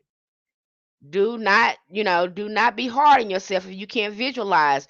We're trying to find out how we pick up psychic information and how we interact with these spirits. Now, I've had a lot of people that don't see anything, but they're feeling their clairsentience is on point. Some people with a lot of us, I've seen a lot of us, we feel very good. We can feel vibes, what you call it, vibes. We can feel things. Trust that, okay? Unique experiences. Some people have vivid images while others have feeling sensations, sounds, or simply know they are connecting. All of these are valid ways to experience path working. Okay, some of it won't look the same for all of us, and that's okay. Okay, trust yourself. And I think that's a lot of that too. Nobody is more psychic than you, and yes, you can do it. Okay, and that is a lot of what I have to get going on there is empowering you and inspiring you that you can do it. That be most of our problem too, because we think that somebody is better than us. You are a spirit. You are not a human, and yes, you have the ability to communicate with other spirits because you are a spirit. If you have that, I can't do it, whatever, you ain't doing it, blocking yourself off.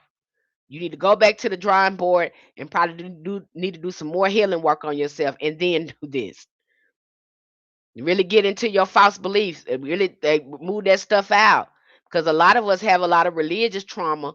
And if you have a lot of religious trauma and you're so afraid and got a lot of fear in you, expect it, don't be too hard on yourself, but it might take a little longer to unpeel that and unpack that because, all that fear is gripping you like that.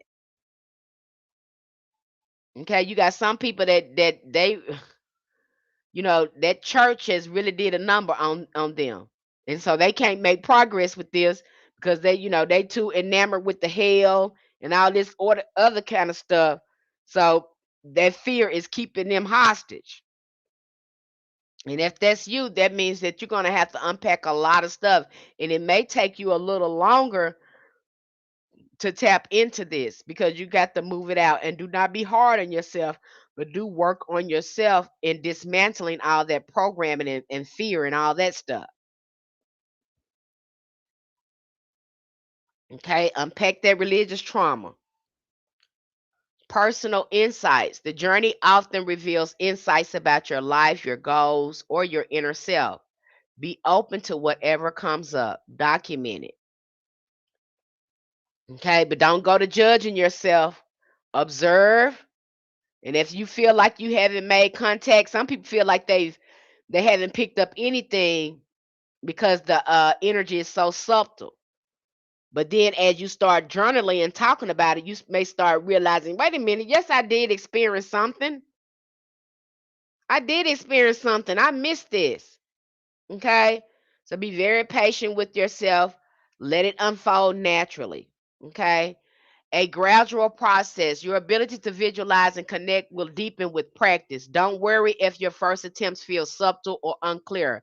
Every journey builds your skill.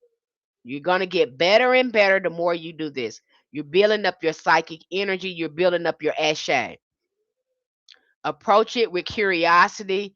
Trust your intuition and allow yourself to be guided by symbolic landscape spirits you encounter. The more you practice, the more profound your experiences will be, I promise. But it's not going to help if you're not doing this. It's not going to help.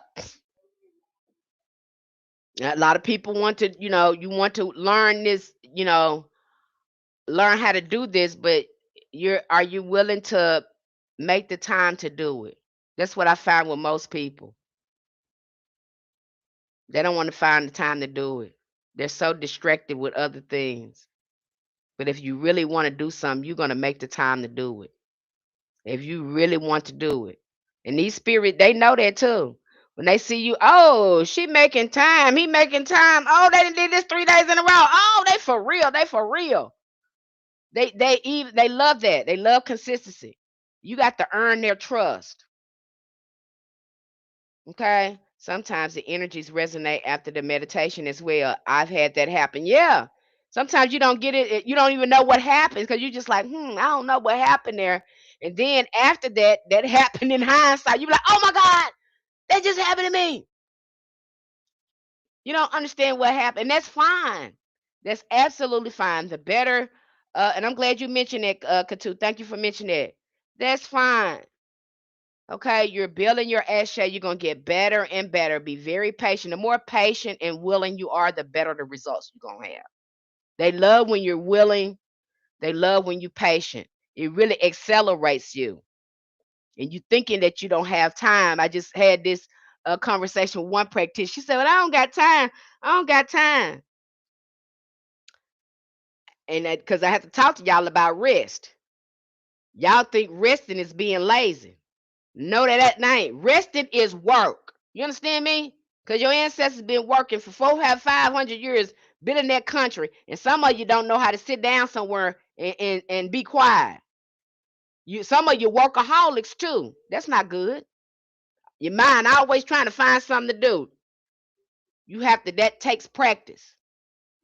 Sit down somewhere and be quiet. And when you start doing that, taking that time, I don't know what happens, you guys. I still can't explain it. But you'll start finding that time start working for you. You start having a lot of time. You be like, oh my God, why I got all this time? I'm not even doing nothing.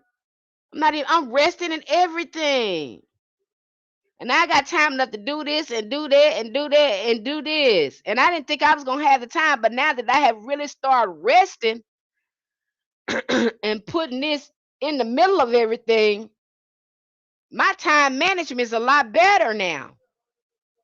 No, what you have is poor time management because you don't include rest. You don't include self-care. You don't have spirit in the center of your life. You're supposed to be working. Everything is supposed to be coming from the spirit. That is what giving you the energy and the gas to do everything. But if you got time in the middle of it, you're never going to have time. That's because you're out of balance. Once you start resting and putting self-care first, and in your spiritual wellness first, everything starts to reline itself up and you find yourself having more time. And I had one of my practitioners in there say that. She said, oh my God, Miss Penny, I thought you was lying when you said that I have to change that. Because I told you running around like a chicken with his head cut off, just running yourself into the ground. And you ain't helping yourself and you crossing yourself up. She said, but I don't have time. I said, yes, you do. Yes, you do. Stop telling yourself that. You just mismanaging your time. You ain't putting yourself first, and that is the problem here. Don't none of this work without you. So if you're not taking care of you and giving yourself the time to get grounded and spend time with your spirits, then none of this is going to work. And when she started doing that, she said, "Oh my God, Miss Penny, you was not lying." She said, "I got all the time in the world now. I I I don't have to leave the house sometime, and I'm making sales and stuff like that." I said, "I told you. I told you." That's the ego. It's something about, I can't put it into words, but they be tricking you with this time. You hear me? Because your time is, boy, you know, your time is worth more than money. That's why they try to pay you for it. Your time is worth more than money. When you grab your time back and start managing and you put spirit in the center, everything tends to grab it can't tends to work out for you. It works for you. Instead of time working against you, it start working for you. You never late, you always on time. Even when you late, you on time. How it work, you guys. That's how it work. Resting is doing something. Having patience is doing something as workaholic. I didn't get this for a while. Yeah. Sit yourself down. That's all that trauma in you. If you're a workaholic, that is trauma. Our ancestors worked themselves to death. Can you imagine it? I just want to cry right now. Never being able to, you got to go out there. You can't even take care of your child away. You just had a baby, but you got to go back in the field and pick cotton. Can you imagine that? That just work, work, work, work, work, work, work, work, work, work. Some of them work themselves to death. That's the trauma.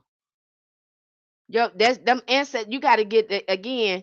Get yourself in a homeostasis, uh, uh, uh, uh, state, and start, taking care of yourself. Because your ancestors, again, you carrying them with you. When you can calm all that anxiety and all that stuff down, again, you resetting yourself.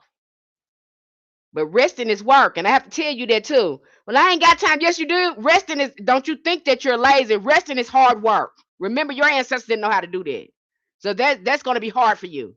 That's work. You may think I'm not doing nothing. No, you're resetting your whole nervous system. You are doing something. That is work.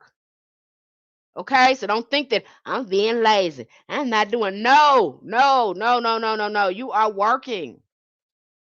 Because you don't know how to sit down and be quiet. You'll not do that. So you're practicing on how to rest.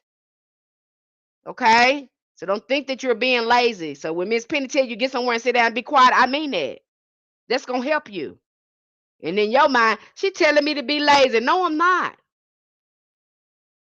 I'm not telling you to be lazy. Okay? I'm telling you to do the work. That's what I'm telling you. Get somewhere and sit down and be quiet. Go take a spiritual bath. Go love on yourself. Go talk to your ancestors, tell them what's going on with you. Okay? You're not being lazy. You're resting. You're doing something they didn't have a chance to do. You're giving them something that they didn't have. Okay? So get somewhere and sit down and be quiet. I know a lot of y'all be like, that sounds counterproductive. No. Okay? You need that silence. You need that peace. You need to know how that feels for the spirit to be at rest. You don't know how that feels.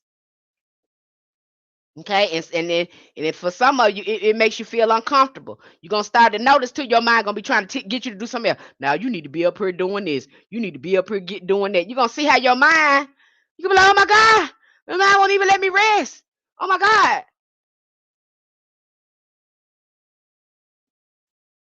Okay, you ain't lazy. You resting. Okay, you getting that stuff out of you. This is a message for me from my ancestors. Thank you. You're welcome, Tina. Get somewhere and sit down and listen.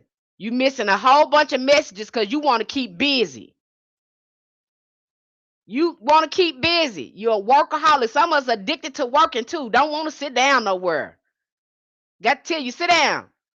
Sit down. Well, that's all I know is work. My mama work. My daddy work. That's all I know. Work, work, work, work, work, work. All I know is how to find something to do. That's the problem. Okay, that's intergenerational trauma. The body's not supposed to be in that all the time. You're supposed to be sitting down somewhere, resting your mind, trying to listen to yourself, your ancestors. Okay, you can't do that. You busy making. Okay, so you're not being lazy. It's a lot of us are workaholics because that stuff got passed on to us. Now you got to learn how to rest and take care of yourself. That's where them spiritual baths and stuff come in. At okay. So I got to get you to doing that too. 'Cause a lot of y'all don't know how to sit down nowhere. Okay? I hope that helped you. Before you begin, you need to figure out what you want. Do you do magic just to have a supernatural experience? If you're doing magic just to have a supernatural experience, it's not going to work. Some of y'all like bells and whistles and stuff. I've seen you do that all the time. You're not when a practitioner shows you a gift, you're not interested in trying to develop and tap into your own gifts. You want to be entertained by their gifts. Does that make sense? You're not interested in it. You're more mesmerized by their stuff, but you can't have their stuff. That's their stuff. They did the work to get their stuff. You need to get your stuff. Okay, and it's not gonna always turn out like that. You're not always gonna, because spirit speaks on a subtle level. It's going to be something that run across your mind over and over again, or something that pops in your mind out of nowhere. That's how these spirits speak. You might have a smell or something that comes across, uh, maybe an incense or a unique smell that they're trying to communicate with you. You might have a taste in your mouth. I sure be trying to find stuff to do since I've been let go. Yep, talking about my ass for real. Yep, sit yourself down somewhere. You've been working all your life. Sit down somewhere, Miss Lady, Sister Tina. Sit on down somewhere. You ain't had no chance to rest, and now it's time to rest. Your butt don't. I already told you what you need to be doing. Okay, you know what to do. You better be focusing on that. Okay, you're gonna see your life get better. Okay, and sometimes it be, our bodies be. It'll make the ego will create some type of fear and anxiety in you, and you have fear and anxiety for no reason at all. It's not there. That's the ego. You have to calm yourself down and be like, okay, what's going on? Ain't nothing going on. What's happening? No, we're resting. You might have to tell yourself that sometime. Okay. So again, it's not gonna work if you think that it's gonna be like Hollywood. No, I don't like that Hollywood done did that, honey. They done took this stuff and made it look. I mean, theatrical. That don't happen like that. And it takes a lot of energy, a lot of ashay energy for a spirit to manifest like that or to see that kind of stuff. That stuff usually happen in a group, where a lot of ashay is present, and then something supernatural happens like that. But that's many cases you're gonna see that. You're gonna see strong synchronicities, and you're gonna see appalling subtle responses, but you can't dismiss it. Even though it's not like Hollywood, you're not going to be able to miss it. You're going to know it's spirit. You're going to know it's your ancestors. You're going to know it's the spirit that's trying to get your attention. You need to want something if you're going to, again, work with an angel, whether it be healing or you're trying to manifest something, but you need to want something. Okay, and usually they'll help you right off the bat. That's them. And that's why I say working with angels, they require, it's like they want you to heal. It's something in you they're gonna find that they want you to heal. You tell them, I want to be a better leader. They're gonna say, okay, let's work on your self-esteem. You're gonna be like, what? Yeah. Let's work on your self-esteem. Let's work on your self-confidence. You be like, they ain't got nothing. They be like, yeah, that's got everything to do with it. They're gonna level you up from the inside out. That's how angels gonna work with you. They're gonna work with you from the inside out. They're great at that. If you want to be a better person and heal and all that stuff, they all for that. They're gonna help you. Okay, if you want these great personality traits and behaviors, the angels are gonna work with you on that. They love that. That is their expertise. They're excellent counselors, therapists. They're good at that. Okay. So that's how they're gonna. And now, a lot of people don't like working with angels. That's why they rather go work with other spirit. Like working with angels because angels gonna require you to level up from the inside out, and some people don't like that. They be like, that ain't my problem. That be your problem. You don't know it until they fix it. You be like, oh my God, that was my problem. Yep, that was your problem. We saw that. You didn't see it, but we saw it. That's how they do it. Okay. A lot of people don't like that because they don't want to do don't they don't want to do the work. I just saw another practitioner say, hey, I don't work with angels. She said, I don't work with angels but once a year. And she said, because they will, you tell them to fix something, they'll break your whole life down to build it back up the way it's supposed to be. She said, I can't take all that. She said, I can't take all that. I can't take that. I can only take working with them once a year. And that's how they do. They'll break all that down, throw all that away, and then build you. And you be thinking your life falling apart. You be like, oh my God, my life is regular. I thought you were supposed to be helping. They're like, we is. We are helping you. You don't need that anymore. You said you want to do this. You want to be great. Well, we're going to take you through some things so you can be great. Okay? And you're going to get rid of this and get rid of that. And it feels like your whole life is going to hell, but it's not going to hell. They're just rearranging things that's going to give you a better chance in what you're trying to do. And I've heard a lot of people say that I don't want to work with angels. I only can work because you don't want to fix the inside. You want to fix the outside.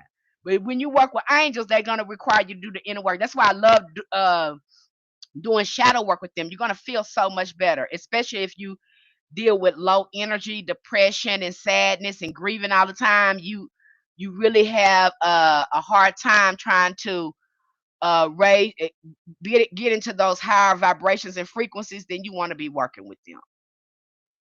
Okay. But a lot of people, I've heard one girl say, she said, no, I only can work with them once a week. That's, I mean, once a year.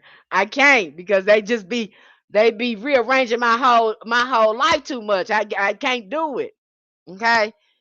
So sometimes that will happen. But if you stay in alignment and just keep working with them, you won't find it that disruptive if you be more willing. Okay. Your attitude toward magic has a lot of influence on how it works. Okay, if you believe something is necessary, then it is. If you believe that something is ridiculous, then it probably won't work for you. If you go in here thinking, "Oh, it ain't gonna work for me," and I don't need to do that, but then you crossing yourself up. Yeah, you crossing yourself up when you do that.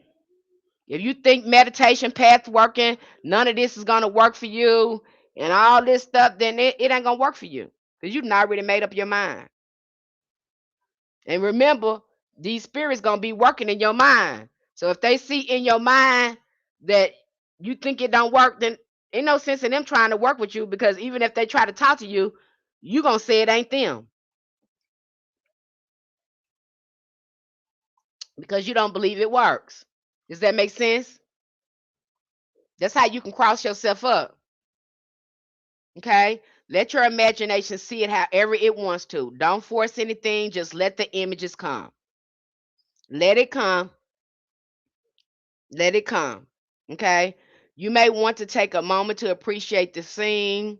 You don't have to look for a deep symbolism or anything. Just look at the picture in your mind.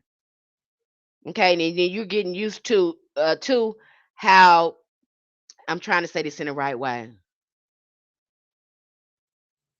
How your mind interprets the language of spirit through symbols. That's why you'll have some people that do medium work. They'll say, "Oh, I see a rose. I see a rose. This when I see a rose, this usually stand for a mother, or this usually stand for an apology, because that is the language of spirit. That is their language of how they speak to spirit. So they know when they see a rose in their mind, it may stand for an apology or it may stand for a mother. But you're not going to know that until you start going inside your mind.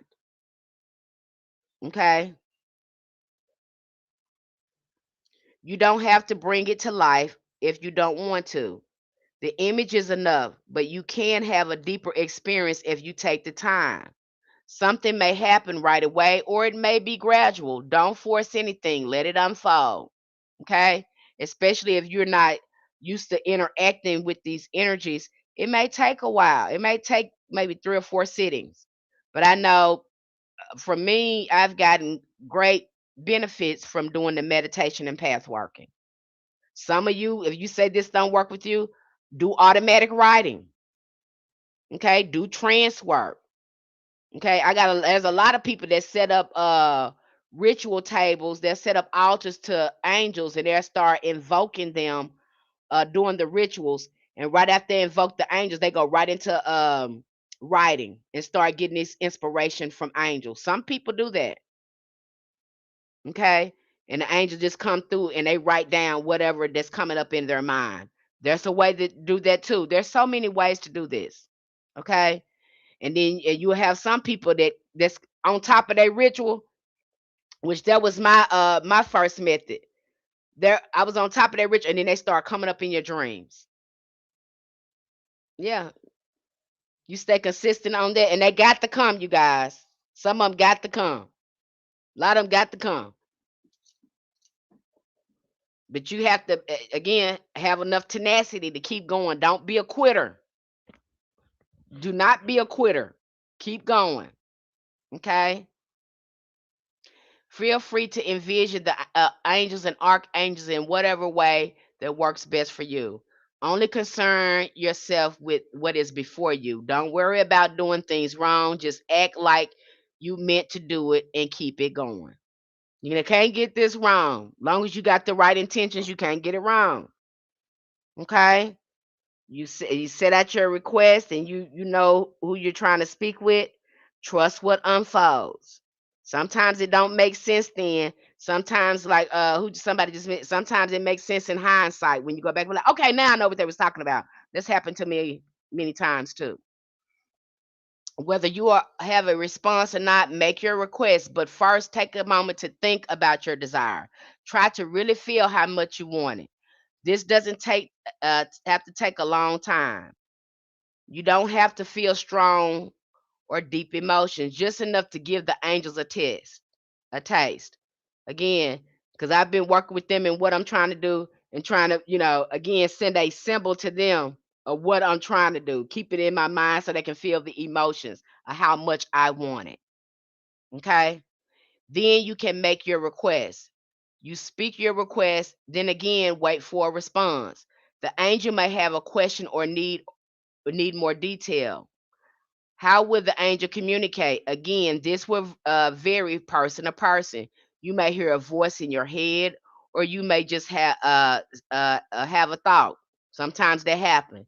You may see a quick image that gives you an impression of the question, or you may just get the feeling that the angel needs more info. You really just need to trust your intuition on this. Trust your intuition. Trust your intuition. Okay, that's your inner knowing. The ancestors put that in you. That is your intuition. Trust it, trust it, trust it. I see a lot of people that don't trust it. They don't trust themselves. Okay, if your gut is telling you that you need to give more detail about the situation, then go ahead and do it. Just speak normally. You don't need to try and speak in a present tense now. Just talk as you would to a friend. Okay, so this is not complicated at all. Okay, it's really simple. But the thing is, keeping an open mind. I think somebody said that keeping an open mind and being willing. That's going to get you a long ways. Keep an open mind and be willing.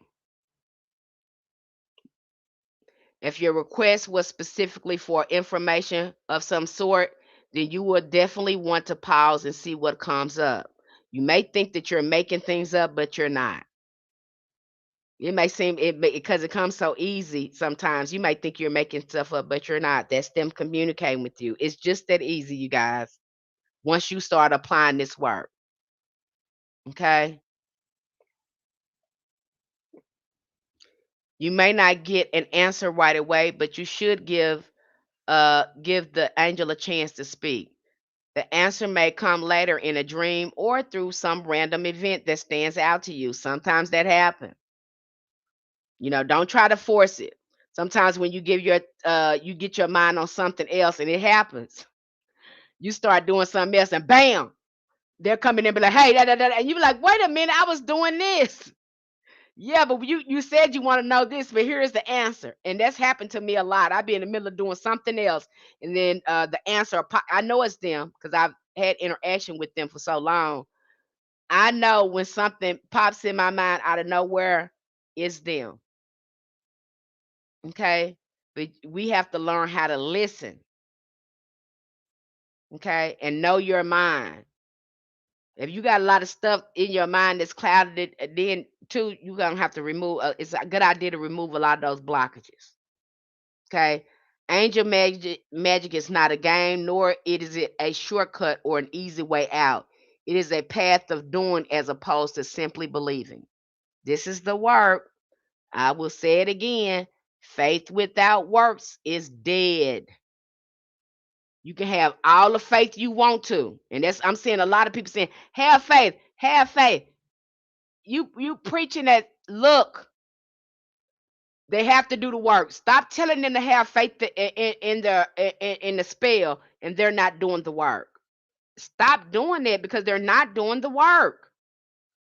Stop telling them to keep repeating this song and over again, and they haven't did any work to get in alignment with the Psalms. Stop telling them that. You know, if they don't do the work, they're not going to see results. So stop telling, I don't know what you're trying to do here. What is your aim with this? Just tell the people the right thing so they can get it right, so they can grow and see their manifestation. Stop distracting them with all this flashy stuff and tell them they're gonna have to do the work. Now I know you want to sell your products, and I know you want to do all that. I know you want to do all that. I want that for you, but that ain't gonna do you no good by misleading them. Okay, tell them the truth. Tell them the truth. And I know don't nobody like that. Don't nobody like the part where they have to actually put in the work. This ain't no microwave, pop in the oven, it's gonna happen tomorrow type of thing. I know y'all don't like that. But this, there is a compensation for this. It don't just come freely. It takes some work on our behalf. Okay. Now I want to jump into the Olympic spirits because I also posted some stuff in our Conjure membership. And I know a lot of you that's in the Conjure, you should be a little seasoned in there if you're doing Conjure. So the first thing I really introduced to you over there is the Olympic spirits. They're very interesting bunch. I had an opportunity to dive in and look at them more closely. So we're going to go into the Olympic spirits here. Olympic spirits and archangels are both entities of magical and spiritual significance, but they serve different roles and have distinct characteristics. Olympic spirits are often associated with the seven luminaries and are considered autonomous deities that govern planetary domains and influence specific aspects of life. What does that mean? That means that these Olympic spirits act on their own. They have their own dominion. There is nothing controlling them whatsoever. Versus the archangels, they are uniquely designed to do a specific type of work, and they don't have autonomy. They can't do whatever they like. They have to stay in some type of divine order that has been set up for them. And when you start looking at them compared to the Olympic spirits, they start to look like elementals. The angels start to look more like elemental spirits compared to the Olympic spirits. And this is going to make sense as I move on. Okay. They are known for their mystical power and are often evoked in rituals alongside the archangels. Now, usually when most people I know that is going to participate in working with the lesser key of Solomon or Olympic spirits, uh, they usually go into high magic, ceremonial magic, more ritual. These are the people that usually have a whole room dedicated to working with these energies. They have the pentagram on the floor. They got the pinnacles and sigils and seals all around the room. Uh, Usually, when people practice this sort of magic, it's going to be more ceremonial and ritualistic when it comes to working with Olympic spirits or Goetic spirits or lesser key of Solomon. Okay. Using these spirits, it's going to be a little notch up because these spirits respond better to ritual. Olympic spirits, they respond better to ritual. It's going to make sense as I move on. Olympic spirits are more planetary autonomy, having the freedom to govern itself or control its own affairs.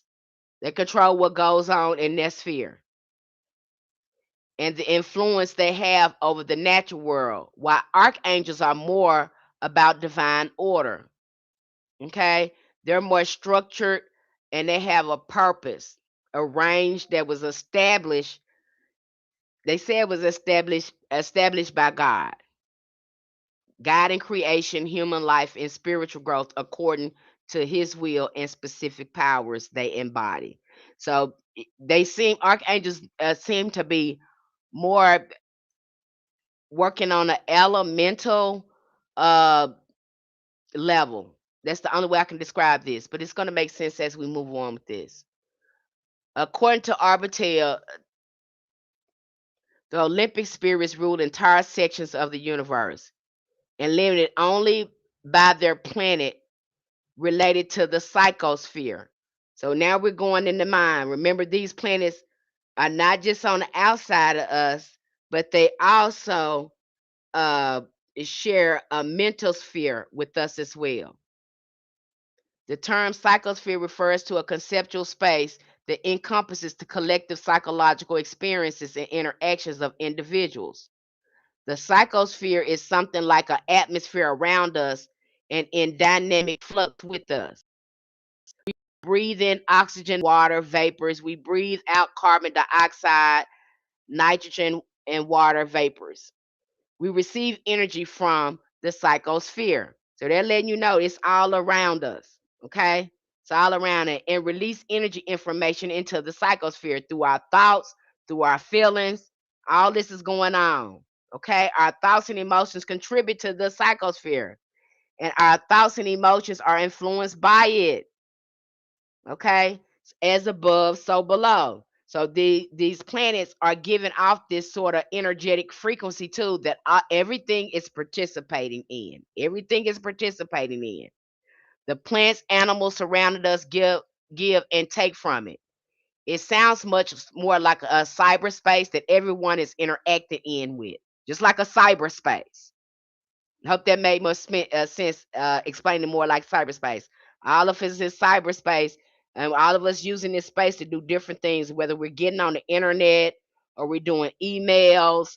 We're all in this, we're all using this space. Okay? If you can look at it from that perspective, I hope that helped. The Olympic spirits are indeed considered old gods. Because I got to looking at them, I was like, why did it sounds like the old gods?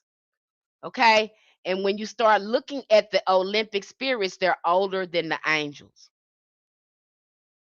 And some of the archangels have been aligned with different planetary energies to filter that energy to make it easier for us humans to access that energy through angels. That's why you'll see me. That's why you got some of these archangels that are over different planets. Okay, they come on at different hours. And then you have some people, they work directly with planetary energies. Now, this is for the high steppers, the big steppers that's ready to, level up and work with these energies. Okay. They are part of the old creation deities and are used in various forms of pagan and conjuring magic practices and rituals. Now, this is where conjuring come up because I seen a young lady talking about. She was like, "Oh, because we have that book in there, that Psalm book. I think it's a Psalm. We got a lot of Psalms, magical books in there. But she was talking about, oh, this book was written by a pale face and this and that. I said, see, you don't understand that. You think she doing hoodoo. But Bible magic is not just in hoodoo traditions. You're going to see that in a variety of folk magic traditions. That is not closed. They are not practicing hoodoo. They are practicing Bible magic. And we have Bible magic and hoodoo. You're going to see that in a variety of folk traditions. They are not appropriating. Again, you're going to see Bible magic in a variety of folk traditions, just like conjuring. I think that's where we get it twisted too. They think they're doing hoodoo, but conjuring, that's when you start to see some of the similarities because we conjure with some of the same spirits. They're not doing hoodoo. This is common among folk traditions. You will see some of us using the same spirits to conjure it, like Saint Anthony or Saint Jude. Okay, you will start seeing some commonality in that.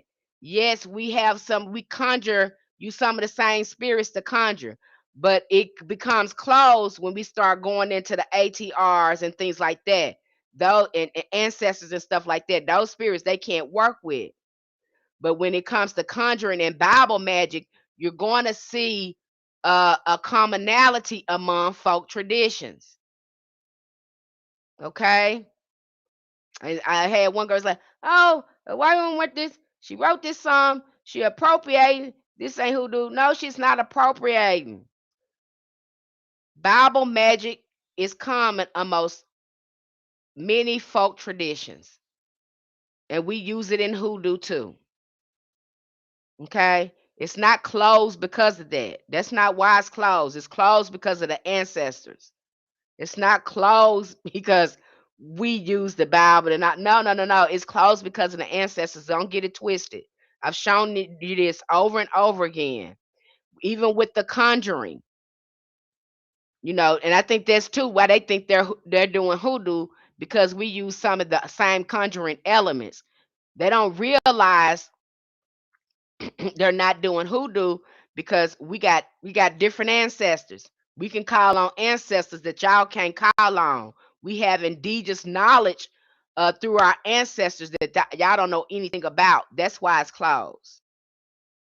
Yeah, it looked the same because yeah, we using Bible magic, we using Psalms magic, we using Solomonic magic, we using Moses magic. Yes, it looks like it's hoodoo. It may look like that because we're using the same thing, but it's not the same. What breaks it off and make it close is the ancestors. I have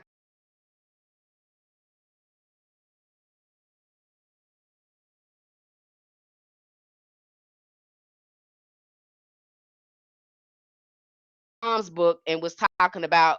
I'm glitching, you guys. Was talking about Bible magic, and she got upset about that. But I'm like, that's not closed. Okay, any folk magic, all of us, we all agree that Bible magic work. We all agree that Psalms magic work. We all agree that the 6th and 7th book of Moses work. We all agree that Solomonic magic works in folk practices. And even them, they even in their own folk magic, they call on their ancestors too. But ours is closed because of our ancestors, because they is certain things, certain ancestors they can't call on in hoodoo that we can, and that's how that's closed. I hope I'm being absolutely clear here. And yeah, that some of them think that they are practicing hoodoo because a lot of us folk magic seems so similar, but it becomes closed because of the ancestors. So you'll see that much of their powers and descriptions are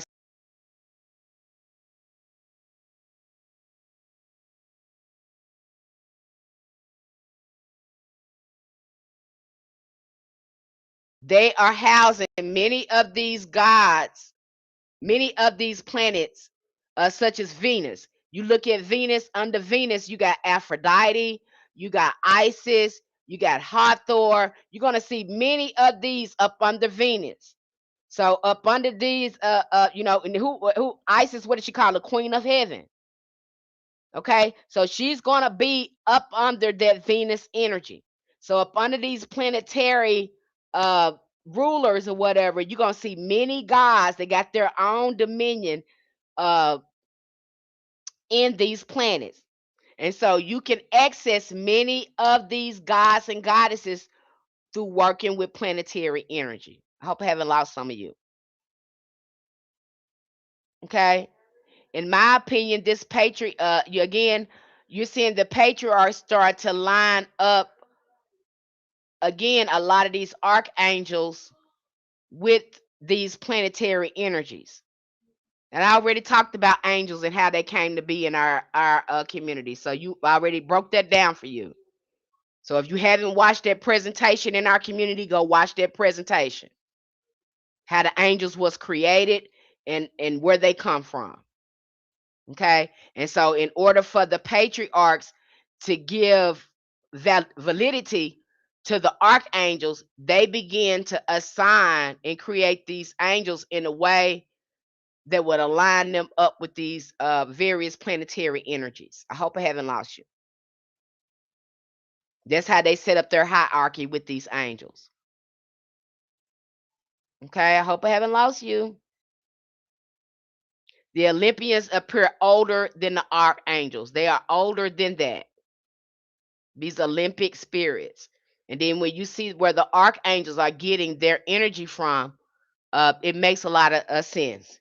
And if you're in our community, I've already went over that. I'm not gonna go through that here. If you want to know that, you have to be in our community. I break that all the way down for you. Olympic spirits are often associated with high magic. You will see a lot of occultists. They are going to be working with, again, this high magic. To work with the Olympian spirits, first understand their powers and specific aspects they govern. Each spirit has its own unique characteristics and can be associated with various domains such as protection, wisdom, prosperity, love, and transformation. That's when the real level up happens, when you really start working close with these spirits. And I recommend you, if you're going to be working with these spirits, please be healed. Be healed. Okay? Because you're going to be exposed to a variety of other spirits, other intelligences. Because they're a lot of them work as intelligence through our mind. Because that's how they're described.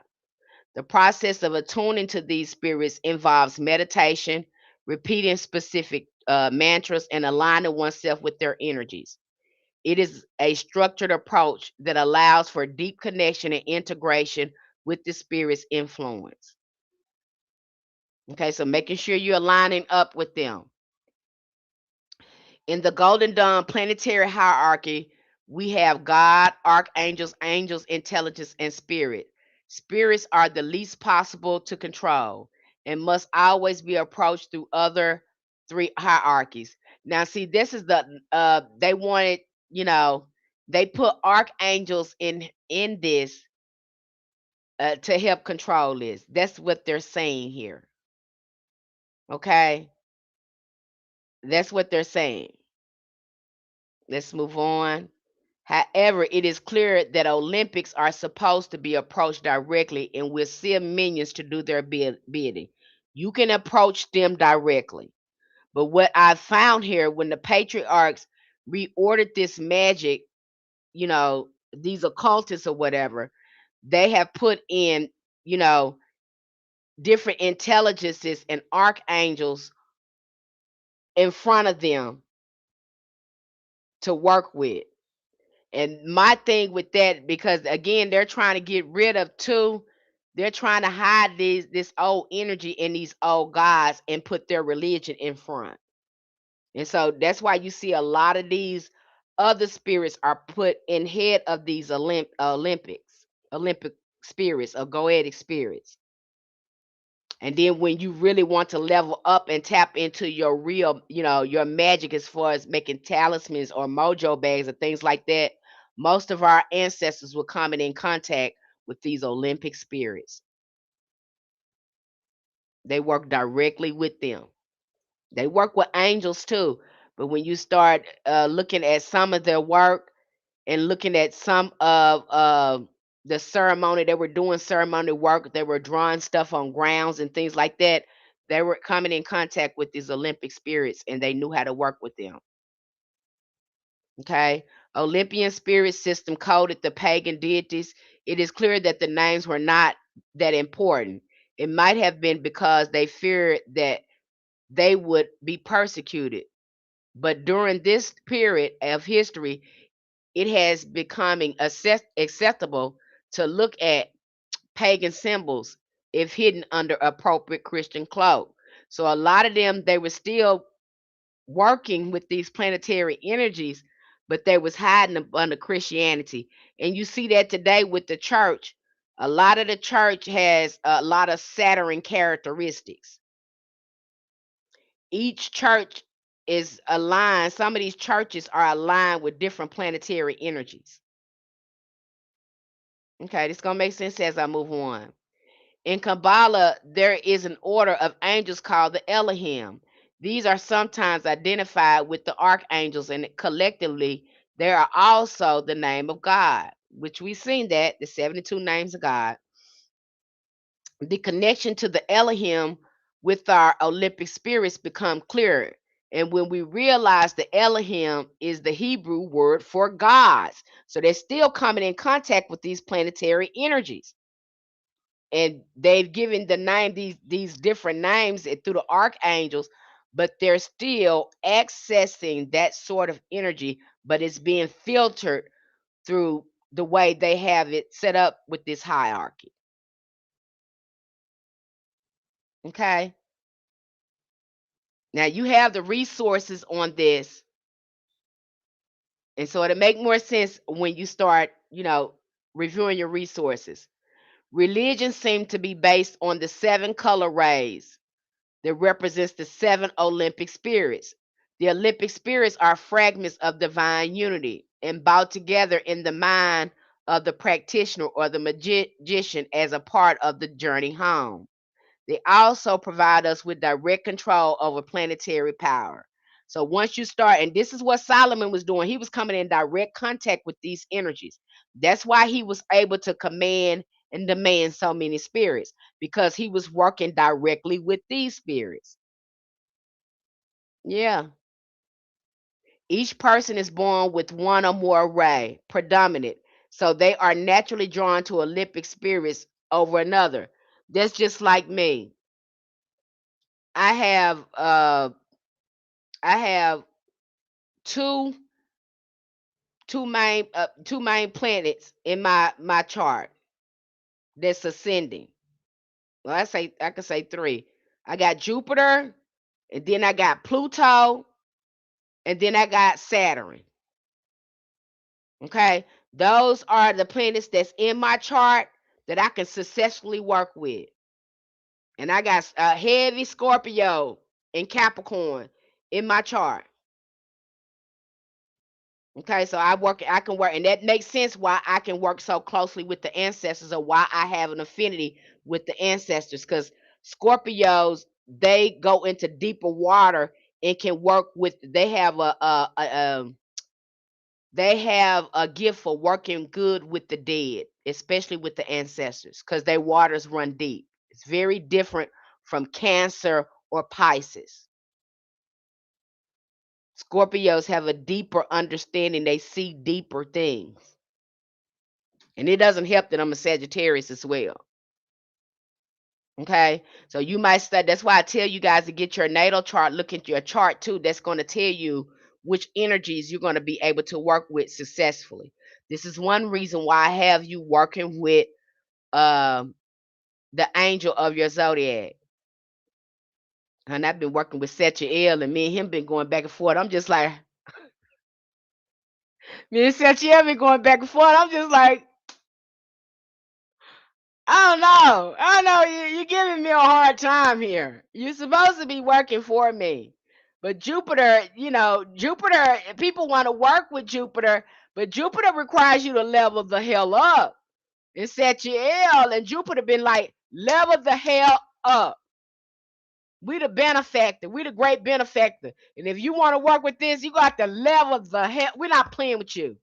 And it's been like, oh my God, let me go. Let me go do something else. But again, you think you can work with some of these planets, and some of them, they require you to get in alignment. And I've been talking to Sachiel, and he just been like, hey, look, you're going to have to do this. Because I'm big, working with Jupiter's like, I'm on this level. Because it's about expansion. It is, that's what Jupiter's about. And Jupiter is about, hey, you got to get on my level. No, I'm not reaching down. You better reach up. You better reach up. That's how Jupiter been doing. That's how it's been doing me. That's how Sachiel been doing me. Now you better level up. I see that stuff inside of you. You better reach up for me. I'm doing what I'm supposed to do. You better do what you're supposed to do. And no, no, no, no, no. I will not walk down my off my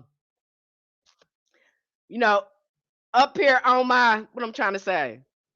I would not come down off my throne to pull you up. No. No, no, no. You better walk up this throne. That's how it's been doing me. You better walk up this throne. You better get rid of this and get rid of that. And then you can come up there. You can come on up here. But I'm not reaching down to bring you up. No, no, no, no. When I know you can do it. You say you want to expand, you want to grow, you want to increase. Well, you better do it. Expand. That's how it's been. And I be something, I be like, what the hell? You supposed to be on my team. You are over my zodiac. Why you giving me such a hard time? Because I know I put greatness in you. And you're not showing it. You're not showing it. I know you can do it, and you're not showing it. No, I'm over you. And I know you can do it. I know what I put in you. So you better do it, because I'm not coming off this throne to pull you up. No, you're going to walk up this throne because you're able to do it. And sometimes you see that. Okay. What has that been having me doing? Running over there crying to my ancestors. You know, well, you better do it. Okay. You better do it then. You know you can do it. And then I go cry to this angel. You know, I go cry to this angel. Well, let me help you. You know, well, let me help you with this. Because they said you got to do this. Well, let me help you with this. I go crying to another archangel. And they give me the medicine I need to level up. That's how it's been going. And you have some angels like that. Okay? And then some of these planets are like that. They require you to level up and get in alignment. Same thing with but what the archangels is doing is providing you with the medicine to level up. They're giving you the energy to level up and get in alignment. Okay, but look, it's not easy. And I was so mad at Satya. I was like, what the hell? Like, dude, like you supposed to be for me. He said, I am for you. I see the best in you. That's why I know you can do it. No, I'm not grabbing you. No, I need you to do the work. Okay. Did I like that? No. It's never fun, okay? Because the ego want to think we got it all together, that we think we got it all together. But honey, I was sadly, I had a rude awakening there. No, you don't have it together. Yes, you have these wounds right here. We need you to level up. No, I'm not pulling you up here. I need you to walk up here. I need you to get yourself in alignment with me. The hell? That's how that go, you guys. It's not gonna always be fun. Okay, but they provide you with the medicine and the tools to get there. So that's had me to go work with. I've worked with Haniel. I work with Gabrielle. I work with Cassie. I said, well, let me go over here and get some medicine from them. Let me go over here. I'm gonna go when they come on at such and such a time. I'm gonna be right there at that altar, and I'm gonna be calling on them to help me to refine my energy. And that's what I've been doing. Sometimes it happens. Okay, that's the work behind it. Has it been helping me? Yep. Okay, I see a difference in the way my mind has cleared up. Uh, and a matter of fact, a lot of that ADHD that I had going on, that's tripped me out, because I'm like, with my ADHD, they was like, nah, we're gonna clear that up. We're gonna help you. And it's tripping me out because it's been clearing it up. Been clearing it up. I'm like, what the hell? Yes. The ADHD, yes, it's been clearing it up. And I'm seeing a difference in my mind, the way I, focus and things like that. I have been seeing a difference in that, you guys. So do not, even though the energy is not pow in your face, you're gonna see it manifest in the your thinking patterns and the way you feel. So really pay attention to how you're thinking and how you feel. That's gonna let you know that they are helping you. Okay. Each person is born with, like I just said, that if you look at your astrological chart, you will see that some planets are weak and others cancel each other out. So you are left with one or two predominant rays. So you'll get some people that's attracted to different religions. And just like me, we had this conversation a while ago, and somebody that popped in there, they was like, yeah, because most of these churches are under Saturn. Most of these religions are under Saturn. And Saturn, and they're using the energy in a wrong way to control and restrict people. And then you seeing a lot of people that don't resonate with them. So they go into another spiritual practice, and most of those spiritual practices are going to line up with attributes of different planets. That's just like me. You know, all my life, this before I even knew anything about Jupiter or anything about my zodiac sign, my favorite color is purple and dark blue, royal blue. And guess what planet resonates with that? Jupiter. And I looked at that. I said, "Oh my God!" And so I started looking at my sister's zodiac sign. She loved green. That's her favorite sign. And guess what? She's a Pisces. And most Pisces like green. That's their favorite color. So I was like, "Oh my God, I wonder how many people are like this." But I had no idea. I had no idea. So again, when you start looking at your natal chart too, you learn a lot about yourself. It's telling you so much. And a lot of people say, "Oh, that's not right." But I find them to be 80 to 90% right. Every time. Every time. You think it ain't right. I start looking at people's chart and looking at their wounds, all their wounds and their Chiron and all that stuff, their north and south node, all that stuff that they carry is gonna be in that chart. I even had a client like that they were having issues. And when I was able to look at their chart, I was like, "Oh, this is in your chart." You know, you have like this inferior thing going on, so you feel like you can go back and forth uh with someone who's knowledgeable about what they're doing. And instead of you trying to take on the information, it sounds like you're challenging them. When really that's not what you need to be doing. Okay? That's you're approaching that, that's crossing you up. You don't need to be proving what you know to them, because if you knew what you knew, why you going to them? You need to trust what you know and stand on that, because it's getting you in confrontations with people. It doesn't make sense. You're trying to prove yourself to somebody, and you're trying to compete with somebody who know what they're doing. You're not going to them trying to get help. You're going to them to try to compete with them like you know more than them, and that is what's crossing you up. Okay? You just need to focus on what you know and work from there. Now, if you have something to offer that you know, get on your platform and talk about that. But instead of you doing that, you try to challenge the person you're trying to get help from. That's what's crossing you up. That's what, and they didn't see it at first. And then when I showed them then in that chart, because I started having that same interaction with them. And then when I showed them in their chart, this is what they do. They shut all that down. This is what you do. This is in your chart. Okay, you think but this is in your chart. This is what you're doing. You're hanging your own self up, and this is part of the shadow work that you need to do.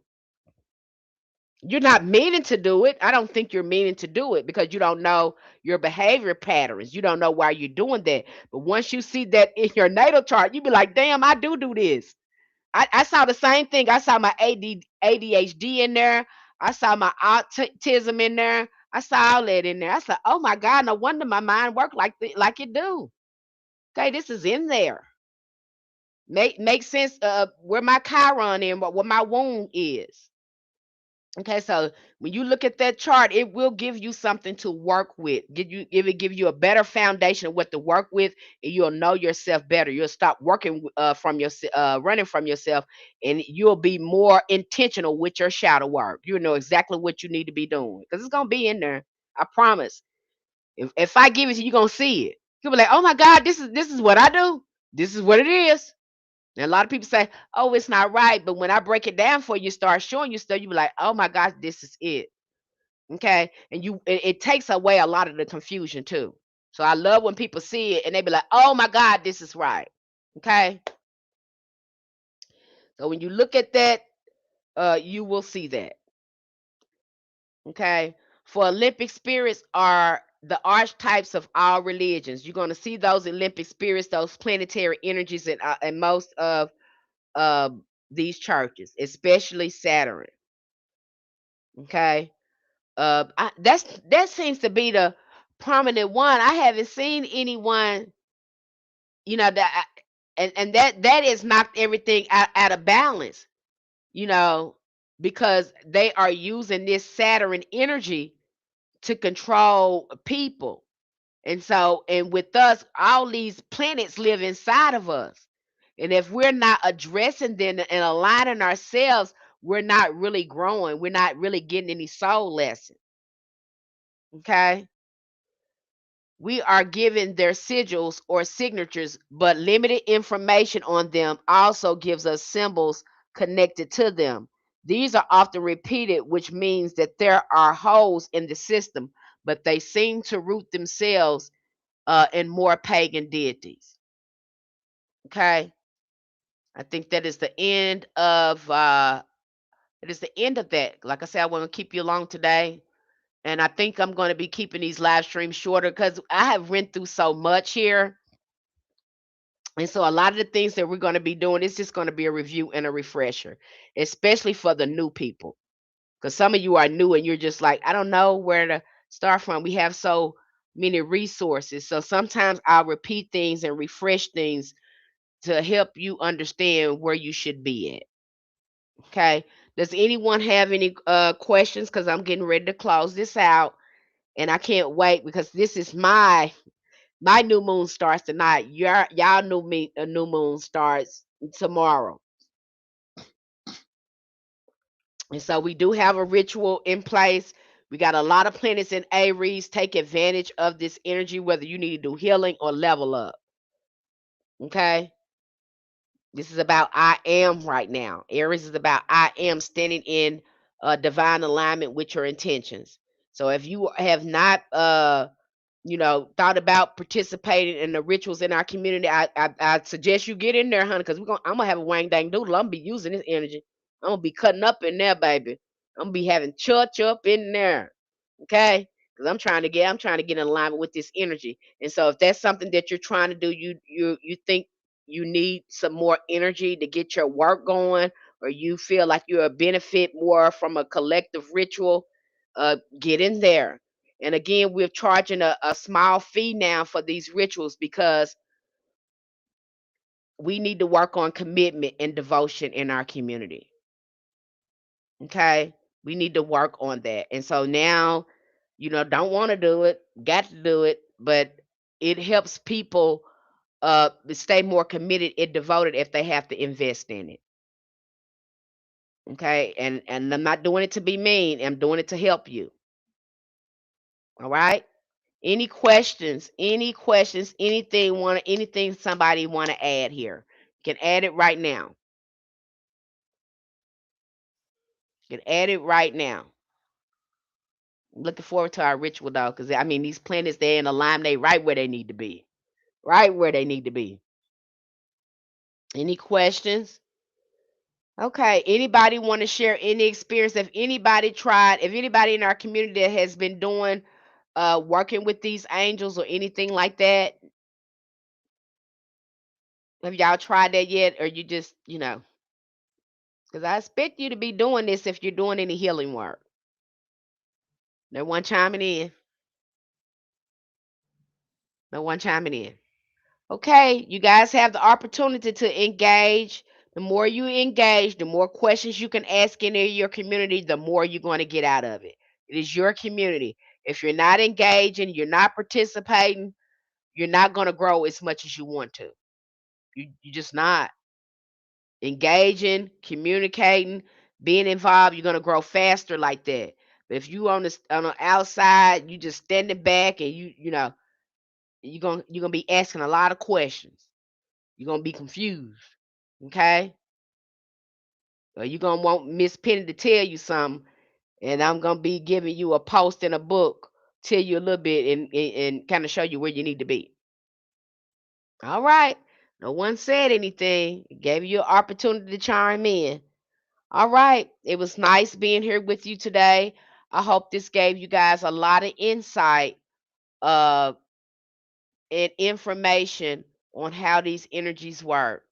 And again, for some of you, this is a refresher. We've already went through this. All right.